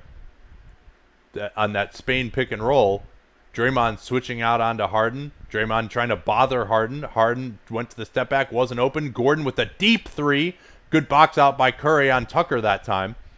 Draymond looking to push it. They're going to pin in for Curry here. No, they tried to throw it ahead in a great deflection. Was that Harden? Yeah, Harden has great hands defensively. Now Paul, who has played well, he's going to try and draw a foul here on Jordan Bell, you would think. Bell not really in much of a stance. Trying to force Paul to his left. Paul just taking forever here. Capela tried to just set a screen for some reason. Now Paul fades away. Good defense and an excellent box out by Green. No, they're going to call Green on this? That is not a good call. Oh, no, you know what they're going to call? They're going to call Green holding the arm of Capela. So that actually is a good call, and it'll be 3 on Draymond Green. I didn't see the arm, but I don't doubt you for a second. Yeah, we're going to see it right now. Watch Capela's right arm, and Green is holding it there. You can't see it. Capela tries to jump, and his arm gets held down. So we get the under 7 timeout, which a lot of people probably needed out there on the floor. Houston continuing to shoot the lights out from downtown. Paul is 3 of 4. Harden 3 of 9, but 11 of 24 overall from downtown. Green 2 of 4. Houston's bench 3 of 6. I think that's important. And the Warriors 9 of 23. Iguodala's 4 of 7 is very important. I don't think Klay Thompson's taken a shot in the second half. No, I think you're right. They've tried to get Curry more involved early. A couple of bad turnovers from the Warriors in this quarter. They're up to 12 turnovers now. More than Houston. Does the NBA rescind those technicals when the player was correct? No, they do not. Wait, what do you mean? What do you mean? Like you're complaining to the ref technicals. Yeah, no, you're not. I mean, so yeah, you get one air punch, maybe one reaction. But when you continue to make more vehement reactions with your hands, continue to move towards them, say more than one thing at the top of your voice, that's when you're going to get teed up. I mean, that's Monty McCutcheon says this will be called as a technical in that point of education. So yeah. That's a question that might be a little bit too big for right now, but it's something I've been thinking about a lot from Casey White. Who will be the next great point guard? I don't have a great answer here. Of people who are already in the league? Yeah. Or it could be, I mean, if you know a 16-year-old that's De'Aaron Fox? Yeah, he might be. Like, I'm thinking of like a guy. He's probably got the best chance right now. Who could be a first-team guy who has not yet made like that. Yeah. Well, Morant obviously would be one. He's a possibility. Yeah, De'Aaron has a chance. I think if De'Aaron, I mean, I think he could be better than Mike Conley, but that comparison has always seemed really apt to me, and Conley never got to quite that level as much as I love him. Trae Young? Yeah, that's another one too. Yeah. Sure.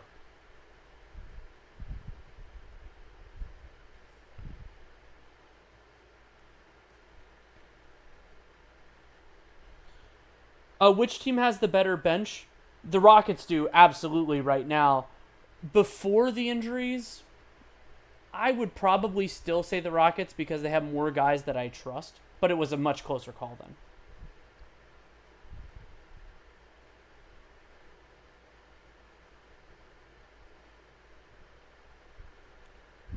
Yeah, Ben, if you want to tweet that one out, if I thought I saw it pretty well, of Capela's arm getting held by Draymond, and that's what they called there. I mean, most people saw that as just a box out, but it's that hold that they decided to call. I don't know if you have one, but somebody asked for a historical comp for this year's Bucks team. I don't have one. That's more your purvey than mine. Well, the 2015 Warriors. I mean, just in terms of the storylines, the improvement, the coaching change, A the guy, star a coming guy into rising his to own. MVP level. Yeah. Yeah. They don't play the same way, but there are some parallels.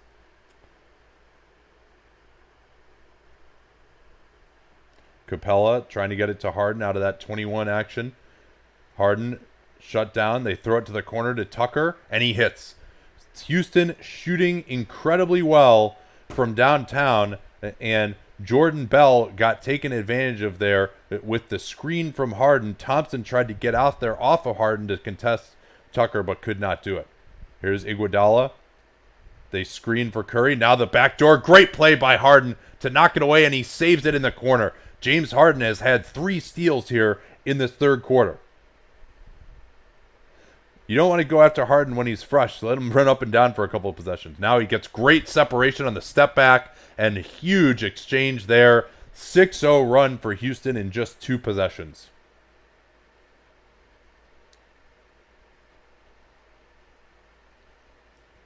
Curry coming off the screen. Tucker trying to peek out and switch onto him. Thompson one-on-one against Gordon. Not an advantage matchup. Gordon just shoving him backwards. Double team comes from Tucker. Green with inside rebounding position and will stay right here with Capela getting his own foul in the rebounding action against Green. And the Warriors' best offense for a significant part of this third quarter has been try to get an offensive rebound. I mean, Houston's first shot defense has been great, but I would say the Warriors' first shot offense has been pretty flat. I mean, I guess the Iguodala threes or something, but yeah, I mean they're getting wide open corner threes, and Houston is straight up just conceding those. 4th foul on Capela, and rather than go to they are going with Nene now. So clearly Golden State, as they just turn it over in the corner, and looks like there's going to be an overrule. It'll stay Golden State ball. Chris Paul saying, "Hey, if both of you had something different, we should jump it up." That's not how it works.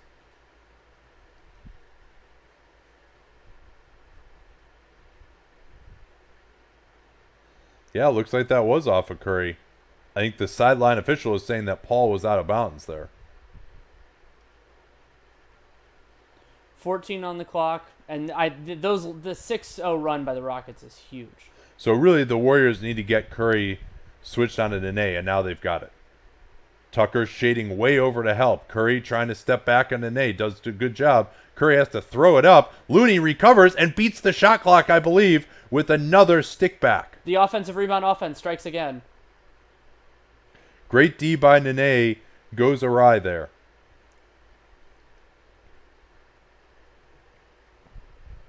Paul trying to get the ball against Curry. They try to get Curry switched on to Harden. Harden with the look. Not there. Going to his left. Not nearly as effective. Here's the push by Iguodala. Rockets are back. Hand off to Thompson. Now guarded by Paul. Swing it to Green. Green just goes at Harden. Floats it up. And that should have been a blocking foul. It was not. And that's Nene was still moving forward to me into Green. And that could be an issue of feet versus torso here. Yeah. Yeah, see Nene move forward into Green after Green had already started his upward motion. Yeah, look at that. That's clearly a blocking foul. There's no 2 ways about it. And sometimes refs are guilty. They just look at the feet. His feet were pretty close to set, but that's not the whole man. Even that, you fucked it up anyway. He still took a step forward at the very end as well. Not a good call. Double screen for Eric Gordon now. Oh, great hands by Iguodala. I thought Nene was going to have a dunk. Curry, he's got Thompson, loads up from the right wing and hits it. Big turnover by Houston and transition for the Warriors. Seems like sometimes their only chance to score. Jerebko is in for Green. Slight defensive downgrade there. Harden snaking the pick and roll off the foot of Looney, and they'll get a kick ball here on Looney. And that one, to me, should not have been a kickball. He did not move his foot at all into it. Yeah, I would like to see refs get a little bit more defensive friendly with that call. They a lot of times they go on the shorthand of if it hits a defender in the leg, it's a kick. It's not rigidly true. Harden guarded by Thompson. Good pressure from Klay as Iguodala looking to help off of Shumpert. Shumpert as they rotate. Here's Rivers on the drive. Hook shot. Tucker is good. Nice pass. Yeah, excellent job. Golden State rotated, and Houston was just one play quicker. Nice drive along the baseline from Rivers.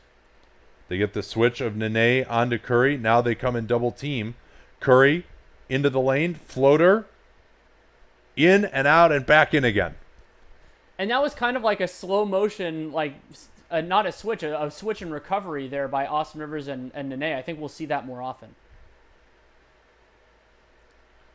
Nene hands off to Harden. Harden tries to draw the shooting foul, and this should be on the floor. He was pretty close to going up in a shooting motion there. I think this is a closer call. Is he walking to the foul line? They're giving it to him?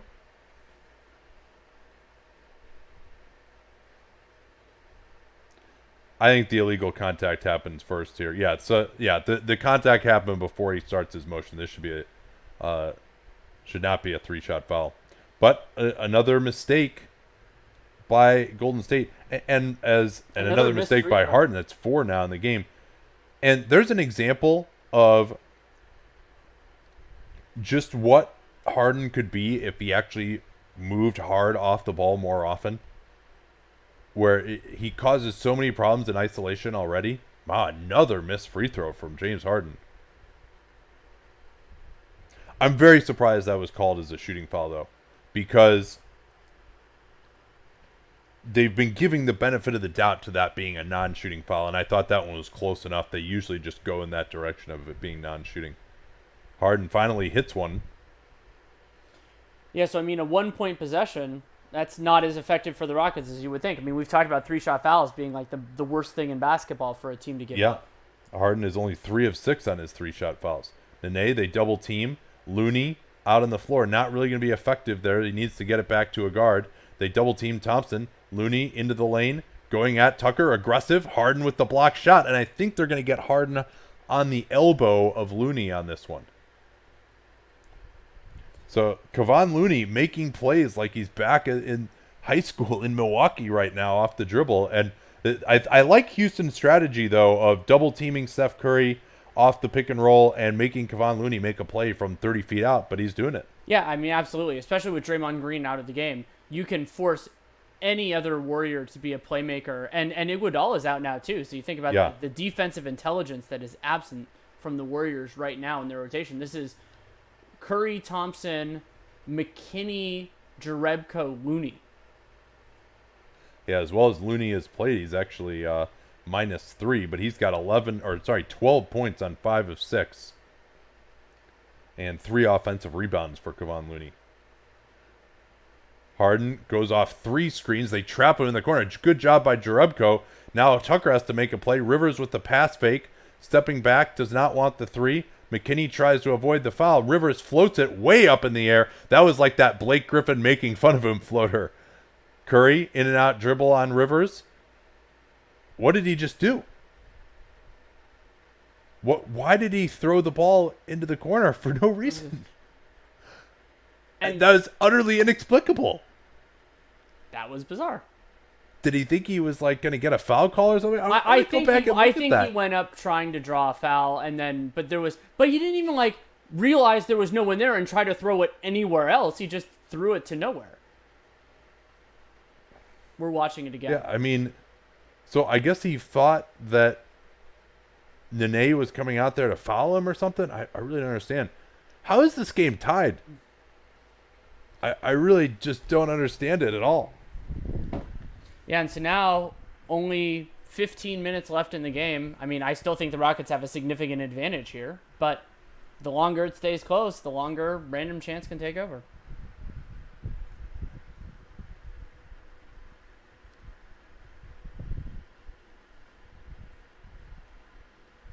Do you guys have any insight into the Kerr-Bell relationship?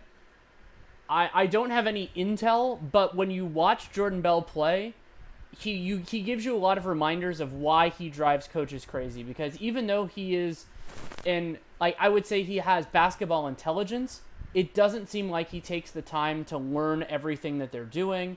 And to basketball at this high a level is an incredible amount of work off the court. And, just like learning tendencies and everything else like that. And then he also does some of the silly shit, like and I had no problem with him throwing the ball off the backboard to himself, but he does kind of those sorts of things more often. And it's just the type of stuff that a coaching staff doesn't like. And so I understand that they're reluctant there. And it's kind of like a Goofus and Gallant with him and Kevon Looney, where Looney does all of those little things well. And so even though he might have less potential, arguably, you can trust him more. And Kerr is a very trust-driven coach. Yeah, and also you just don't like the message it sends to give guys who are talented but aren't working that hard more minutes. So I understand why he has not gotten the chances this year, but I think they should have just kept him a little bit more ready, especially for Mr. Strength in numbers. Oh, that's a good question. So we've talked a lot about like where Al Horford could go. Where would we most like to see him? Well, back in Boston if they get AD. Sure. Atlanta would be a nice story, but they still probably won't be good enough. Dallas? Yeah. I mean, I'd like him to be on a championship contender. So Clippers with Kawhi would be pretty awesome. That would be a really fun team. Yeah. Yeah, I think he would fit right in with their culture there, too.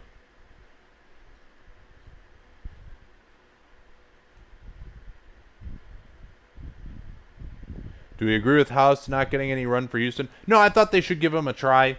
But I don't think the offense is the problem here for Houston. It's the defense. So I thought they should give him a try and see, because he has been important to what they were doing. He's a better shooter than some of their guys. I mean, it's basically kind of him or Rivers is the question. And I think they want Rivers' defense on Curry.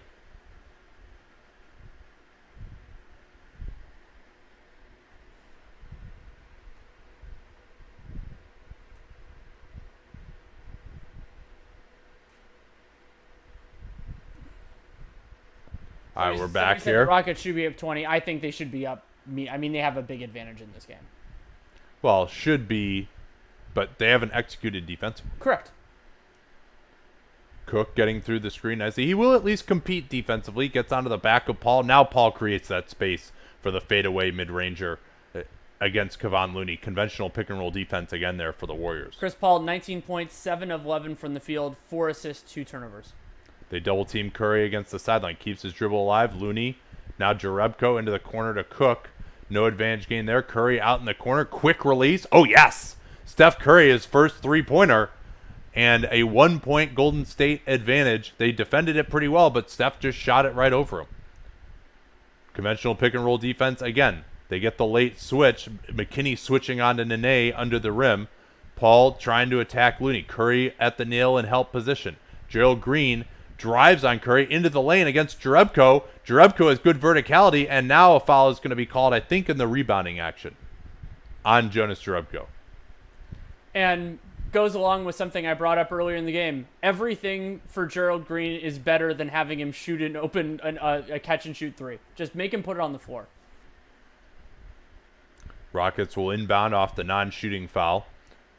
McKinney has Paul. They should definitely switch this if they can. They do that. Looney on Paul.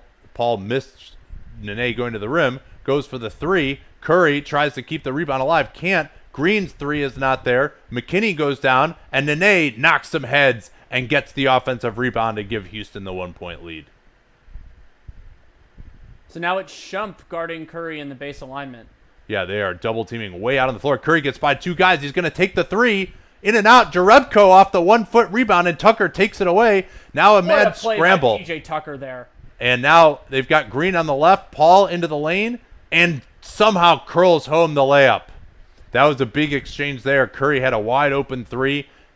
Jerebko had the rebound. Instead, they give up the fast break layup. And now Shumpert is going to get the foul call, and this will be 2 free throws for Steph Curry. Not a good foul from Iman Shumpert. And Jerebko on that play, I'm guessing he was thrilled enough to get the rebound, but then PJ Tucker kind of saw him looking over what am I going to do now? And then as he kind of lifted his head right for the ball, gets the steal, 2-pointer for Chris Paul. The hands of Gordon, Tucker, and Paul have been key in this series. And Harden. I mean, yeah, you're right. Yeah, I mean, Harden's not as much hands as he is anticipation. Reads, yeah. Yeah. Capela is back. It's been a struggle once again for him tonight. But without Draymond in the game, maybe he can get going a little bit here.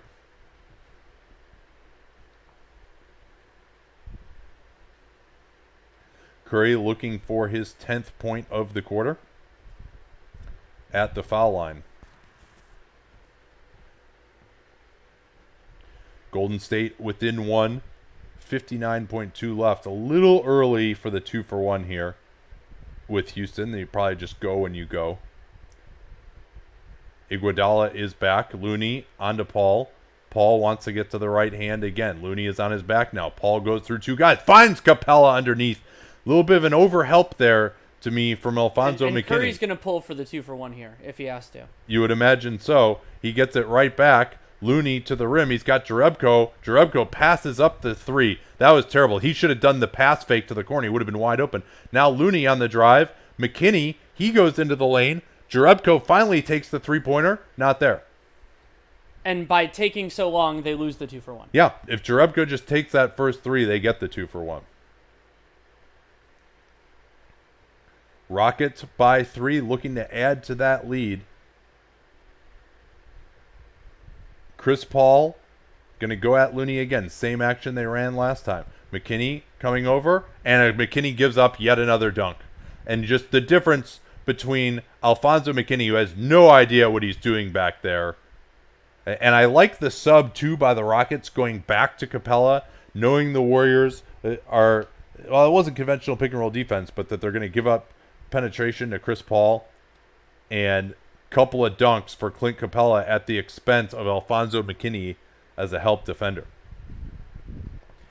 So it's a 5-point lead for the Houston Rockets. Yeah. Key stretch there. I think that's Absolutely. one we may remember.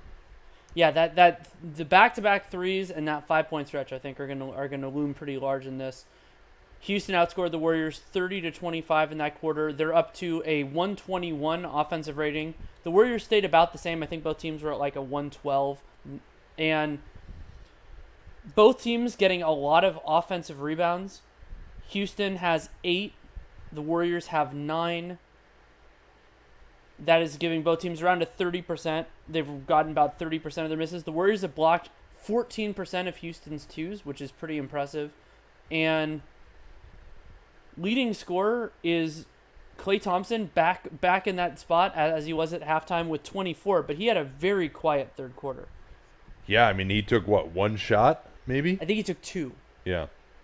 Yeah, they were looking to get Curry more involved.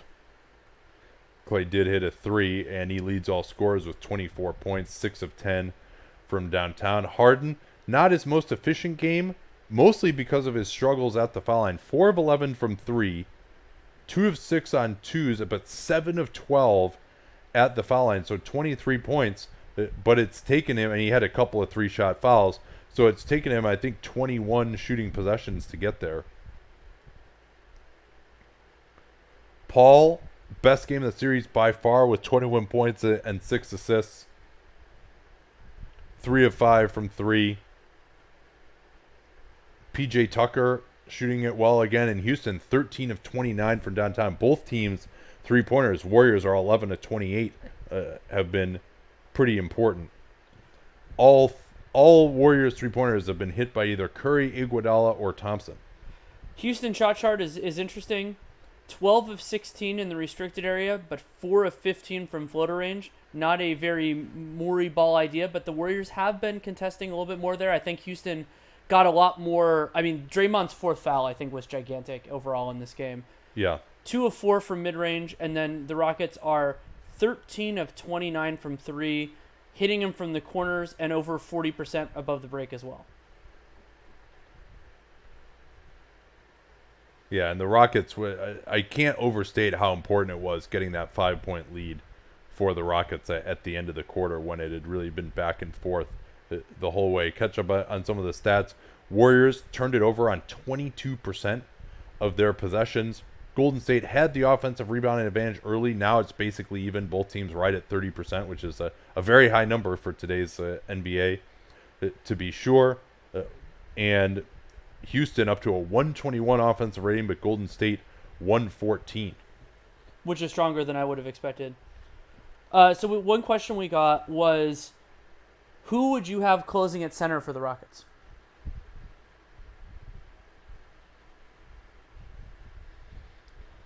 Probably go Tucker. I think. I think I'd go Tucker as well. There might be a pathway for Capela just because he can I think he can get some looks against this iteration of the Warriors, and we're back. We have basketball to talk about. Cook to Draymond. Curry is getting a little bit of a rest here. You can't imagine this will be too long. Thompson, he's got the one-on-one against Capela. Tucker trying to shade over on him. Thompson, late clock. Green is just going to have to fire this up from way up top. Not there. McKinney on the offensive board. I'm sorry, that was Iguodala. And now they run over Sean Livingston. I think it was Chris Paul.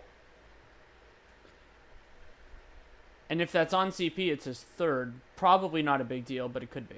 Can't say I agree with that call. I think that was, they both pretty much had the equal right to this ball here. Yeah, maybe they say that Paul went through the arm of Livingston. I wouldn't have called that foul.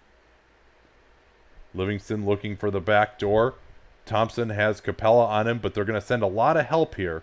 They want to get into the post to Draymond. Goes right past Tucker. Iguodala into the lane himself. Gets it off from the foul line. Swims out.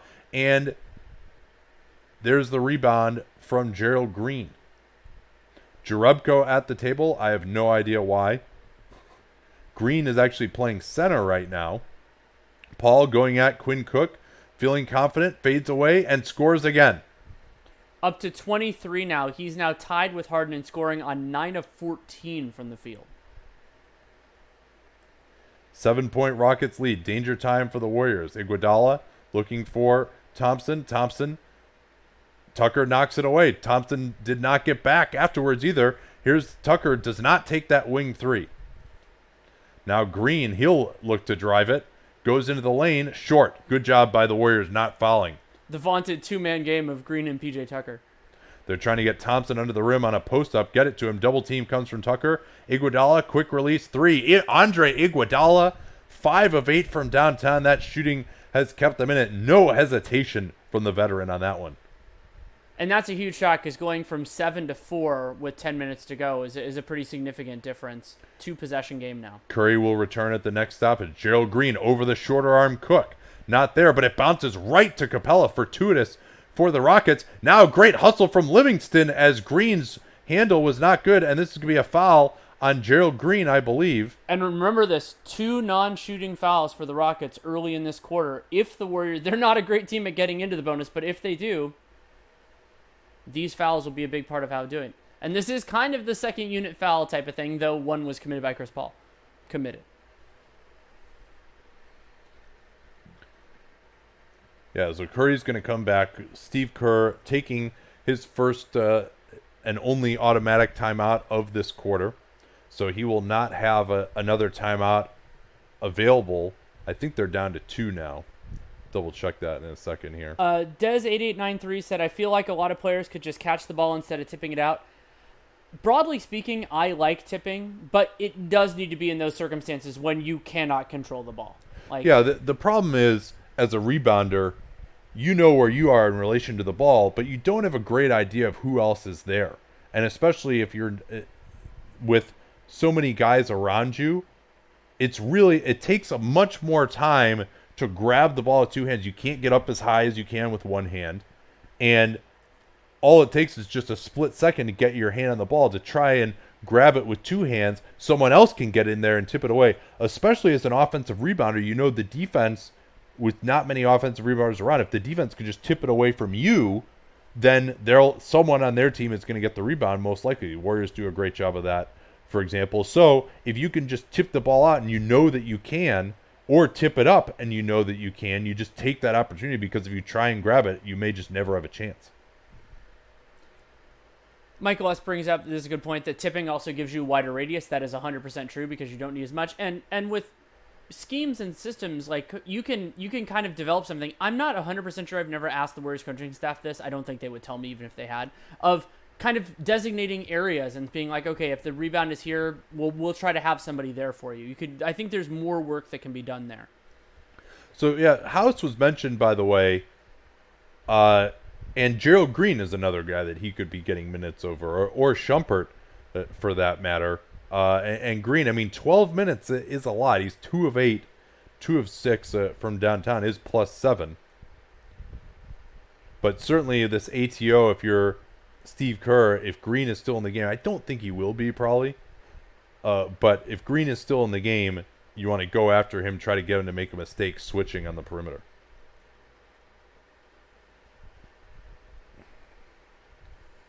Chris Cardenas noting that it's the first time since 2013 that Iguodala has made 5 or more three-pointers in a game.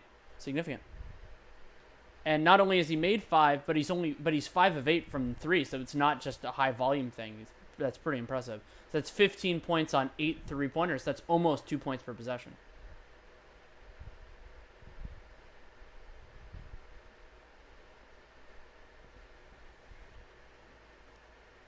So, I was going to say, tell people what our schedule was for Sunday, but we don't know yet.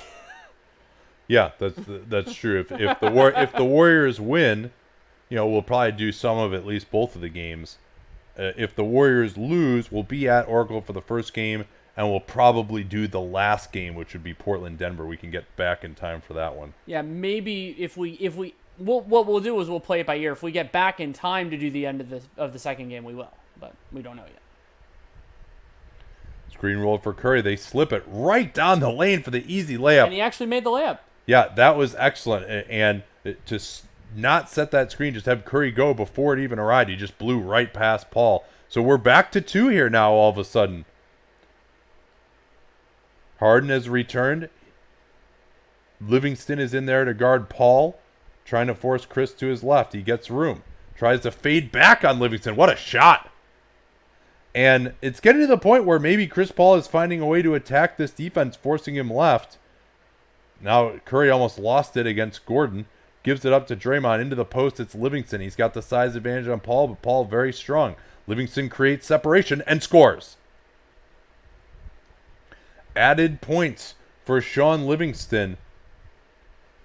Now Golden State, they're putting Jerebko onto Gordon. He switched Green out of there. Gives up the easy penetration. Gordon almost throws it away, though. Now Gordon will drive right hand again, floats it, and scores. You got to get out on Eric Gordon's right hand. The strong right hand drive is what he wants to do. Capela is guarding Green. Curry pops out. Green gets the switch. Deep 3 from Curry. Oh, Steph Curry way out on the Toyota Center logo, bringing Golden State back within 1. Again, Clint Capela just a little bit too late. Harden going at Curry now off the switch, lays it in easily. I really like that high screen by Eric Gordon. Open things up. Curry going at Harden. Harden called for the hold. And that's the third maybe second, because that might have been a timeout, not a foul before. Yeah. And since the ESPN/ABC broadcast does not show fouls, we don't know. Oh, wait, but the ESPN thing does. So they're listing it as 2. So let's assume 2. Curry with 15 second half points. Tucker switch denies nicely. Now it's Thompson going at Capela. Thompson gets Livingston in the corner. Back to Thompson. Good job by Harden switching out. Livingston rolling, and he's hacked by Paul. 2 more free throws for the Warriors. Beautiful 2-man action between the combination of Livingston and Klay Thompson. And that's on Harden for not sticking with Livingston, rolling to the rim off of that switch. But it was a good screen from Livingston that enabled him to get inside position, and the pass from Thompson was right, leading him perfectly. And that's Chris Paul's 4th foul. Paul. Livingston looks like he's can't even stand up at the foul line. He was looks like he's about to fall over. It's on his tiptoes, just leaning forward. You could tell he was going to miss that free throw before he even took it. I was thinking about how this is the best point guard the Clippers have ever drafted versus the best point guard to ever play for the Clippers. I mean, in terms of as a prospect, not as he played, because he got hurt. They're going at Curry and pick and roll again. They get the switch. Curry, still only 3 fouls. Forcing Harden to his left. Livingston coming over to help. Pass is deflected. Livingston pushes it. Paul got hit in the face. Livingston right down the lane for the layup, and Golden State has tied it. Chris Paul went down like he'd gotten hit in the face on that play going for the loose ball. Appears to be struggling, although you never know with him. See if we can catch what it was that happened. I'm sure they're going to replay it. I'll gamble on the production crew finding that before. Oh, no, I was totally wrong. No, they always go to commercial before it.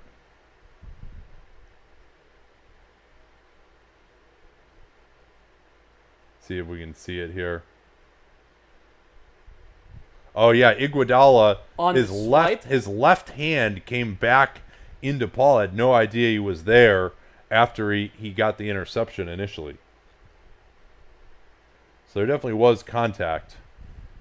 I'm sure Chris Paul will be agitating for a review, but if no whistle was called initially, there's not really anything you can do about that. So, tie game again. 7 minutes, 37 seconds left. The Warriors have committed no fouls. The Rockets have 3 team fouls. Granted, I don't think the Warriors are going to make a ton of hay out of getting into the bonus, maybe a little bit. The Rockets are very handsy off the ball, though, and on some of those switches, guys like Capela and Paul can foul out on the perimeter. But well, and something that I think will be important here is presumably the Warriors are going to close this game with their best defensive lineups, and Chris Paul has done a wonderful job in mixed lineups when he's had the advantage. Now he's going to have to, I think he's going to have some of this playmaking onus, and of course a lot's going to be on James Harden. Sean Livingston plus 12 right now. And 11 points. God, I don't know if I've given him a strong grade this entire playoffs. Oh, I think he might have gotten 1, 3, or 4. Let's see.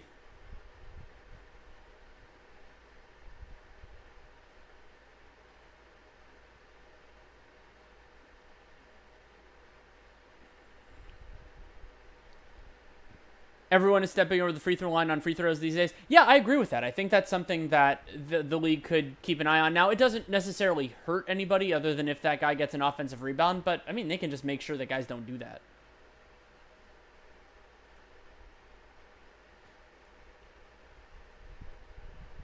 How much does the Rockets' title window shrink if they don't win a title this year? I didn't think they had much of a window this year. So if they don't do it this year, it's going to be brutal. Yeah, and maybe if there's more of a distribution of talent after this year, KD leaves the Warriors, Kawhi leaves Toronto, maybe Milwaukee's not as good. You know, they could be right in the mix with a bunch of other teams. They could be next year as well.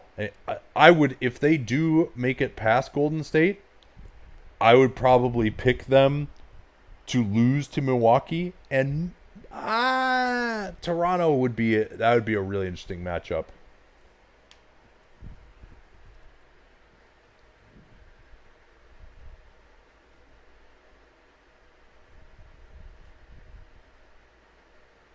Yeah, that would be. They're showing some of these Chris Paul drives. I can answer this one very quickly. Should the 3-shot foul be removed as a rule? For me, no. I mean, I think you're more supportive than I am. Well, until the last 2 minutes of the game. I mean, if you foul a guy shooting a 3, it should be 3 shots. Well, but your expected value on a contested 3 is a lot lower than like a shot at the rim. Now Tucker engages Curry. They double team Harden. Curry tries to get all the way back to the opposite corner. Good job recognizing for him. Paul creates space on Iguodala. Not there. Curry rebounds. Golden State can take the lead in transition here. Rockets are back. Curry just going to put Gordon in the mix. Gordon is too good of a defender for that, and they have to give it up and run some offense. Curry popping out. He was held by Harden. No call. Livingston creating space on Rivers. Could not get the shot, though. I thought he had the opening to go all the way to the rim. It was a great backdoor pass from Green. And I think the Warriors could be attacking the offensive glass more aggressively because the Rockets are not running. Harden goes into the body of Curry to force the switch. Nice technique by him. Tie game. Harden into the lane. Draymond contests the floater late, and Harden gives Houston the lead. Drag screen from Green. He slips it. Curry gets into the lane. Floats it up himself. And it drops. And I thought that was a nice contest by Harden there, actually. Yeah, he came out of there late off of Livingston. And very interested to see now. Clearly, you know who 4 of the guys closing this game will be. Livingston has played well. Do they go back to Looney? He struggled a little bit in that second half. Gordon forced to his left. Not as dangerous going that way. Paul has space. Now Green closes him down. Paul going to step back to his left here. Green bothering him. Paul gets into the lane. He has to throw it up over Iguodala. Offensive rebound. He traveled while getting fouled. No call either way. Here's Green, or I'm sorry, that's Gordon into the lane. Misses the layup. Curry beaten to it by Paul, and Chris Paul feels a little contact and does a somersault and gets the call. And that's Curry's fourth. That could end up mattering, but it's his first foul since the first half, so maybe not. And that's the Warriors as a team. I think that's their first foul of the quarter with 6 minutes to go. CP3 likes to go left, need to force him the other way. No, that is not the case. He loves to go to his right and shoot a mid-ranger. So every single team in an ISO forces him left. He's succeeded against it today, but they've been forcing him left all series, and this is the first time he's had any success at all. So now this isn't necessarily the ending lineup, but Capela is in now. Maybe it's just to give Chris Paul a rest, but maybe they're going to keep him in. Yeah, and Looney returns for the Warriors. Harden creating space on Iguodala. Harden's three. Not there. Rebounded by Thompson. Everybody's got to get on the defensive glass for both teams now with some of the switching that's been going on. Curry finding Green. 2-on-1. Alley-oop. Looney! I thought he was fouled from behind, but instead Harden got it cleanly. Iguodala into the post to Draymond. Still 10 on the clock. Tucker switches out onto Curry nicely. Now Curry creating space on Tucker. Steps back. Not there. And that was such a great close down by PJ Tucker to prevent Absolutely. that. He is just so attuned to what needs to be done. Now here's Harden going at Looney. Knocks him backwards. Missed the layup. Curry can push it. Goes through the arm of Capela. Good no call.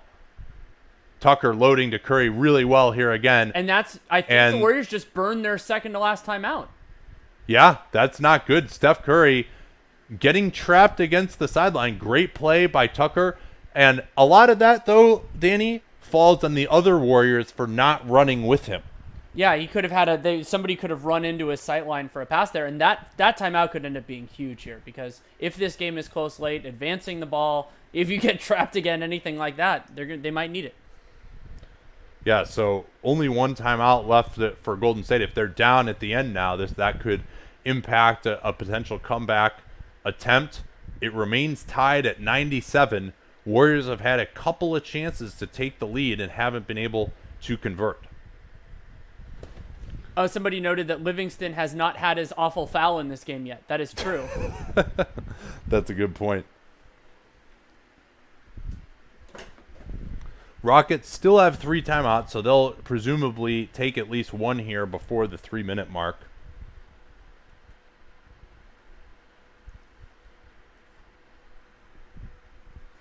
When did CP3 become unwatchable? As a Chris Paul partisan, I will say this year. I thought that last year he had enough craft and enough physical movement that I still really enjoyed him most of the time. And then this year, more of that has faded, and so it has become more of the... Well, especially in this series. But I mean, overall this season too. I mean, this was the least enjoyable Chris Paul season by a meaningful margin. Paul remains on the bench. It'll be up to Harden. That was a pretty bad missed layup from James Harden. Warriors have it. Kerr's going to get a little ATO. Curry and Klay screen for each other. Curry gets it in the corner, fading away. 3-pointer hits the side of the backboard. Warriors are behind the play now, but Harden not really looking to push it. Now he's got Rivers in the corner, and they'll reset. Gordon given it the right hand by Curry. Underneath Capela. Stopped by Green. Good block. And this is going to go to the Warriors. Clint Capela can't believe there was no foul. Yeah, and that absolutely went off of Capela, who maintained control shortly after Green made the block. And head tap is the call, it looked like to me.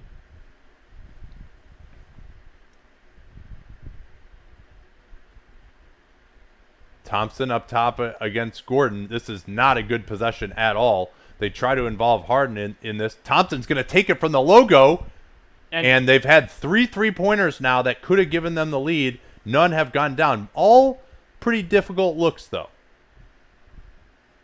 It's been better Houston defense late. I think the Curry-Green pick and roll is getting Golden State the best looks. Harden crosses up Iguodala. Corner 3 is Tucker. PJ Tucker, oh man, that rims out, and a nice box out by the Warriors. PJ Tucker usually so good from those corners. Now Green with the drag screen. Curry over the head. Green backdoor. Looney. And he's given the Warriors the lead. That's the play they need to run every time down now, Danny. When they double team, Draymond Green can make the play, which Looney can't necessarily, or when they try and switch it, Curry can attack quickly and beat the switch man. Gordon going at Thompson. Dig down comes. Jump ball. Klay Thompson, I thought the guy who made the play there, though, initially, is Green digging in, forcing Gordon to pick up the dribble, and then Thompson was able to time up. No, I take it back. Green didn't force him to pick it up, but he forced him to bring it back into Thompson, and Thompson should be at a... this would be an interesting jump ball here. Yeah, I mean, Gordon, he had more ups when he was a younger guy. When he was a younger guy before, I try to remember, he had one time he was heavier than he lost some weight. Anyway. Well, if you're a Houston fan, you really have got to just be dying right now. I mean, this is agonizing. I mean, a must-win game. They have the personnel significant advantage, and also because this is not, the Warriors hitting every shot, Houston missing every shot. Houston's made 41% of their threes. They're 13 of 32 from three. They have the free throw advantage, and yet this game is, it's a 2-point game, and the Warriors have the lead. Yeah, it's one of those things where you're like, how are they doing it? And you're seeing Steph Curry, he's got 17 points in the second half. He's 6 of 12. But the gravity of Curry, I mean, you're seeing that the pick and roll, they're doubling him out there, and he's able to create just enough for everyone else. So 6 on the shot clock here for Houston. This is a key jump ball. If they can get it, they'll have to go very quickly. Presumably, D'Antoni has something set up for them to do. Thompson has the height advantage on Eric Gordon, but Eric Gordon has really long arms as well. So Thompson will try and tip it between Green and Looney here. Gordon doesn't really have anywhere to go with this. By Harden. And Thompson gets a hand on it. Green gets it to Curry. So we'll see. I think they're going to go back to the high pick and roll with Green here. Paul is returned. He's guarding Curry. Green with the slip. Back to Curry. Curry's three-pointer is good.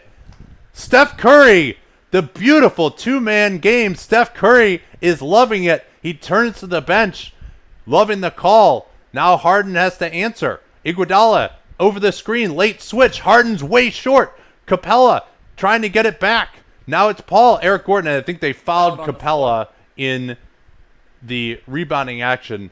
Was that Steph? And looks like Steph's hand, his finger again, is just killing him. He was trying to get this loose ball. There's not really even time. Here's Harden over Curry, over that left hand. Big shot. And Curry, I think he is just dying right now with that left hand. Huge shot by Harden. They switch back to it late, of course. We'll see if he even dribbles with his left hand. He did just one. Yeah, the in and out dribble. Green into the lane, goes at Capela. That's a foul on Capela. They should have called that. He jumped forward into Green. Now it's Harden. Green gets back to him. Green flops, and he gets the call. Unbelievable. Unbelievable. And yeah, Harden shoved him off.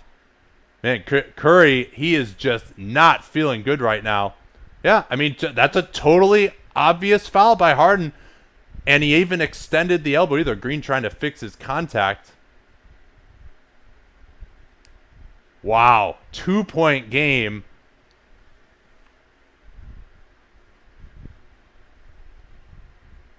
Harden up to 30 points, 9 of 23 from the field, 5 of 14 from 3 after that big one to cut the margin to 2.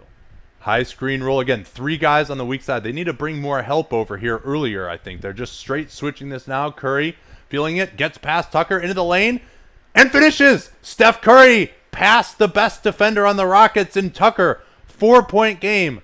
James Harden is going to shoot some threes here, you would imagine. Swings it to Gordon. Closed down by Looney. Into the lane. Floats it up. It squirts out. Nice. Capela has it. And they maybe could have fouled him. Instead, Gordon is going to drive. It's Paul in the corner. Doesn't take the three. Into the lane. Easy left-handed layup as Looney never reacted. And so now it's, can Houston get a stop right now or get 2 in a row to sequence and take control of this game? Yeah. Capela remains on the floor at center. Looney for the Warriors. Is Curry going to go at Tucker again? He's got the speed advantage. Trying to cross him up. Goes to the fadeaway three. Oh, what a shot again! Steph Curry! And then Thompson with the steal. Now they can run some time here. 5-point lead. What a terrible gaffe by Paul. Or actually it was Harden with an awful inbound pass. Curry in the back court. And what are they going to call here? Another foul? I think they're calling a chuck there. Yeah, they are not in the bonus. Man, that looks like a really dubious foul to me. And also that I think that gives the Warriors a little bit of time on the shot clock. Yeah, just the body of Gordon. That is not a foul on Eric Gordon. Yeah, that's but that's steal by Klay Thompson. That is a they're gigantic trying to get it into play. Klay. 12 on the clock. He goes down, gets it back to Green. Somehow they didn't want to use the last time out. Thompson's three. This can end it. Oh, in and out. Wow. Now Houston has about 3 possessions left to work with. They trail by 5. Harden goes into Green. Tries to draw the foul. He does not draw it, but he gets the layup. 3-point game. Another Warriors bucket can ice it. They're going to try and deny Curry here. I might consider taking a timeout. Remember, if I'm Curry, they only have one left. But even so, you want to get something good here. Get Curry the ball. They screen again. Curry tries to deny. They roll it to Green. Into the lane. He's got Iguodala. Thompson. Quick release 3. Yes! Klay Thompson! And Golden State leads by 6. What a performance in the fourth quarter from the Warriors. And Houston in great difficulty. They use their next to last timeout. Okay, 36 seconds here. Houston's going to advance the ball. We know they want a 3. As Golden State, what do you do to try to prevent this 3? Do you switch? You absolutely switch everything. You make him drive. Steve Kerr, this is what he does in this situation. He's going to order everyone. I don't care if they drive. We're still up 4 if they make it 2. We are not going to help on a drive. We are going to really overplay any kind of a three-pointer. Now, Harden, if he gets onto Curry, I think he can get that step back even so. But, I mean, Houston down 6 right now. Time is not their friend here. I mean, they should be able to get a pretty quick 2, but can they get a quick 3? Yeah, and really, I mean, now we've seen Houston have success double teaming. We've seen Houston. We've seen the Warriors struggle in late game execution for not only the entire Kerr era, but the Mark Jackson era, the Keith Smart era. I could have talked about that more in the book and all sorts of stuff. So this is going to be a really interesting 36 seconds, but it has to start with a Rockets made basket for this to be remotely interesting. Yeah, and if I'm the Warriors, I'm spending time in this huddle talking about how we're going to get the ball in bounds after they score. That's going to be key here, and obviously, threes. If somebody breaks to the basket, I would have Curry and whoever, if it's Klay that they think is their second best shooter, break to the basket, not to defend it, but to get there for the inbound and brace each other. So let's see what Houston has got here. Gerald Green is in. He's good for a quick release 3 on occasion. Warriors switch it. Gordon. Tucker rolls to the rim. Green's going to get a 3. Blocked by Looney. And Steph Curry is fouled. The Warriors are going to take this series. What an utter disappointment for the Houston Rockets. With no Kevin Durant, Steph Curry, 25 points in the second half. Just enormous shots late, one-on-one against P.J. Tucker. He's going to get 2 free throws here to ice it. And Golden State will go on to play the winner of Denver and Portland in all likelihood. Gutty performance from Curry after he re-injured that dislocated left finger. It was a middle finger. Andre Iguodala hasn't hit 5 threes in a game since 2013.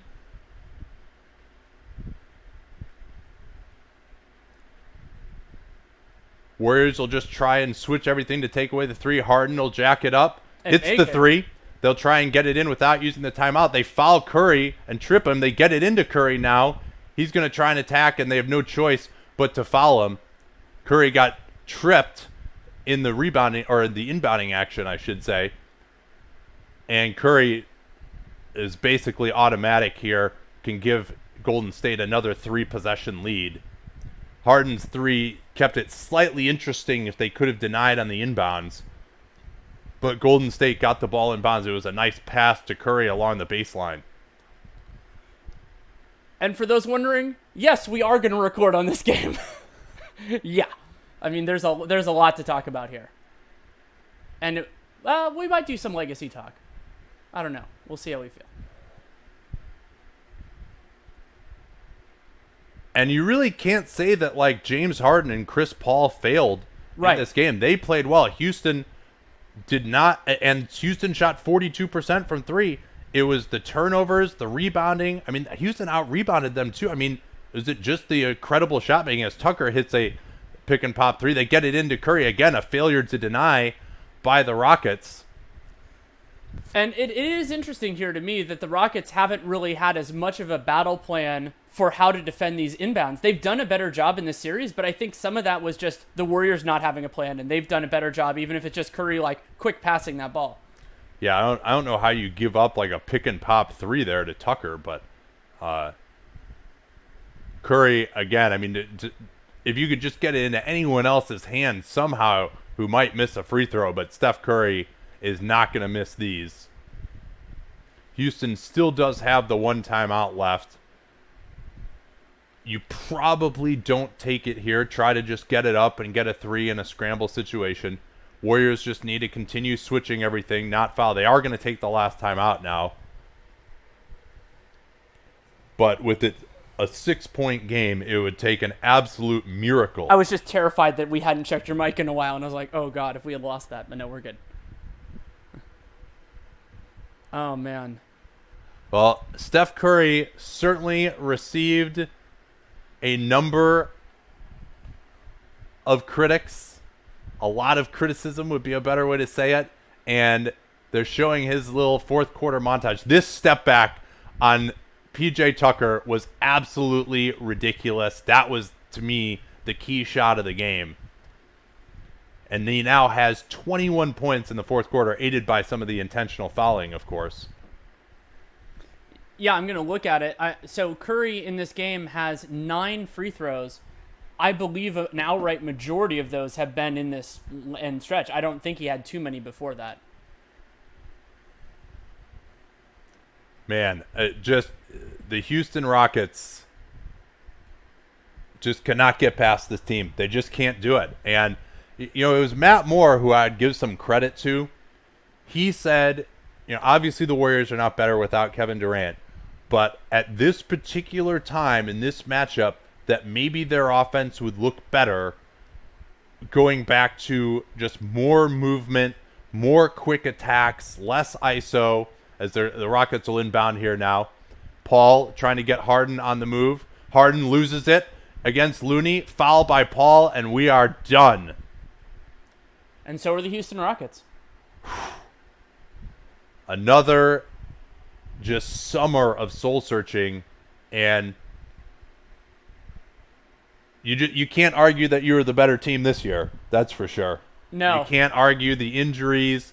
You can't argue anything. You just got beat. Well, and I am personally very happy that Harden played very well overall in this game. That'll save some of the tired takes in this. And for me, I'm sort of getting my brain ready for the podcast we're going to record on this.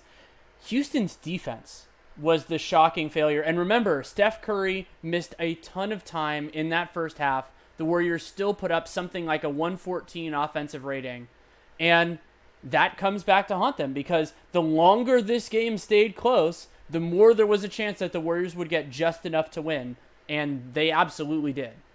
Austin Rivers will take the last shot of the Rockets season. He makes it. There's still a slight chance here. Kerr's probably going to have to call a timeout, and they do, as the Rockets did a nice job. But with no timeouts left, 2.9, they're going to advance the ball into the front court here. And one of the things I would do as Kerr here, bring in your fastest guy and have that person run into the backcourt and try to, because, I mean, you could even just run out most of this clock. Yeah, they do have to make a shot, but remember, Houston can't advance the ball. So as long as you burn a little bit of time and ideally make at least one, you're okay. So, like, that's probably McKinney. I'm guessing he's the fastest Warrior. Yeah, certainly. I mean, the one thing, Danny, that you can't have here is a 5-second violation. You're better off just like throwing the ball into the throw back the row, ball up in the air, like and just to your run own, the other way to your own free throw line, than getting a 5-second violation where you allow Houston with no timeouts to inbound the ball in the back. And obviously you don't want to throw it into your own backcourt to try to get it to someone if they're not wide open. But that's the only thing that could go wrong for the Warriors here, because it would be nearly impossible, even if Houston gets an intercept moving away from the basket. I'm not sure I'd have... I mean, Livingston's not a terrible free throw shooter, but he's not a great mover. Yeah, they try to spread out here. Thompson trying to get it. They get it into Curry. He's fouled, and all Steph Curry has to do is hit one here.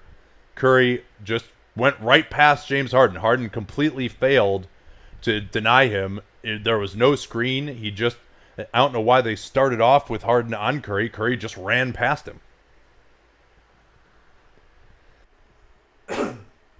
Curry can add to this 31-point second half with another free throw, and that will end it officially, although many in the Toyota Center have left long before this.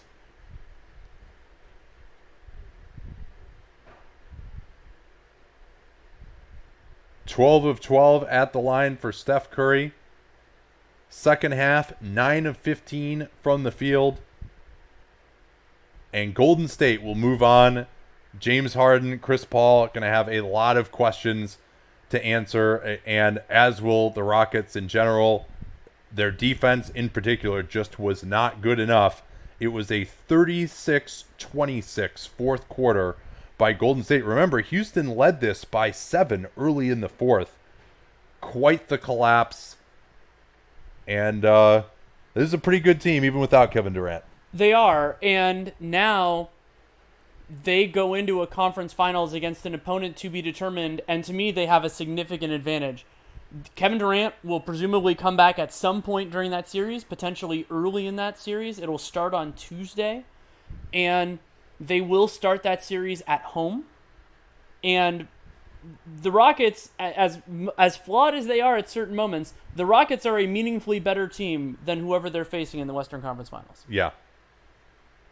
Yeah, it wouldn't shock me to see, especially if it's Denver, the Warriors struggle a little bit early on in Absolutely. that series. I could totally see that. I could see that one being 2-2 and KD comes back. That wouldn't shock me at all. All right, thanks so much for joining us here. This was so now a lot of fun. there's no Sunday game. There's no Sunday game in this series. So yeah, so we'll be able to do, probably the end of. Maybe we'll even do. It's the last. We might even try to do both. It's the last 2-game day of the season. Yeah, that's a great point.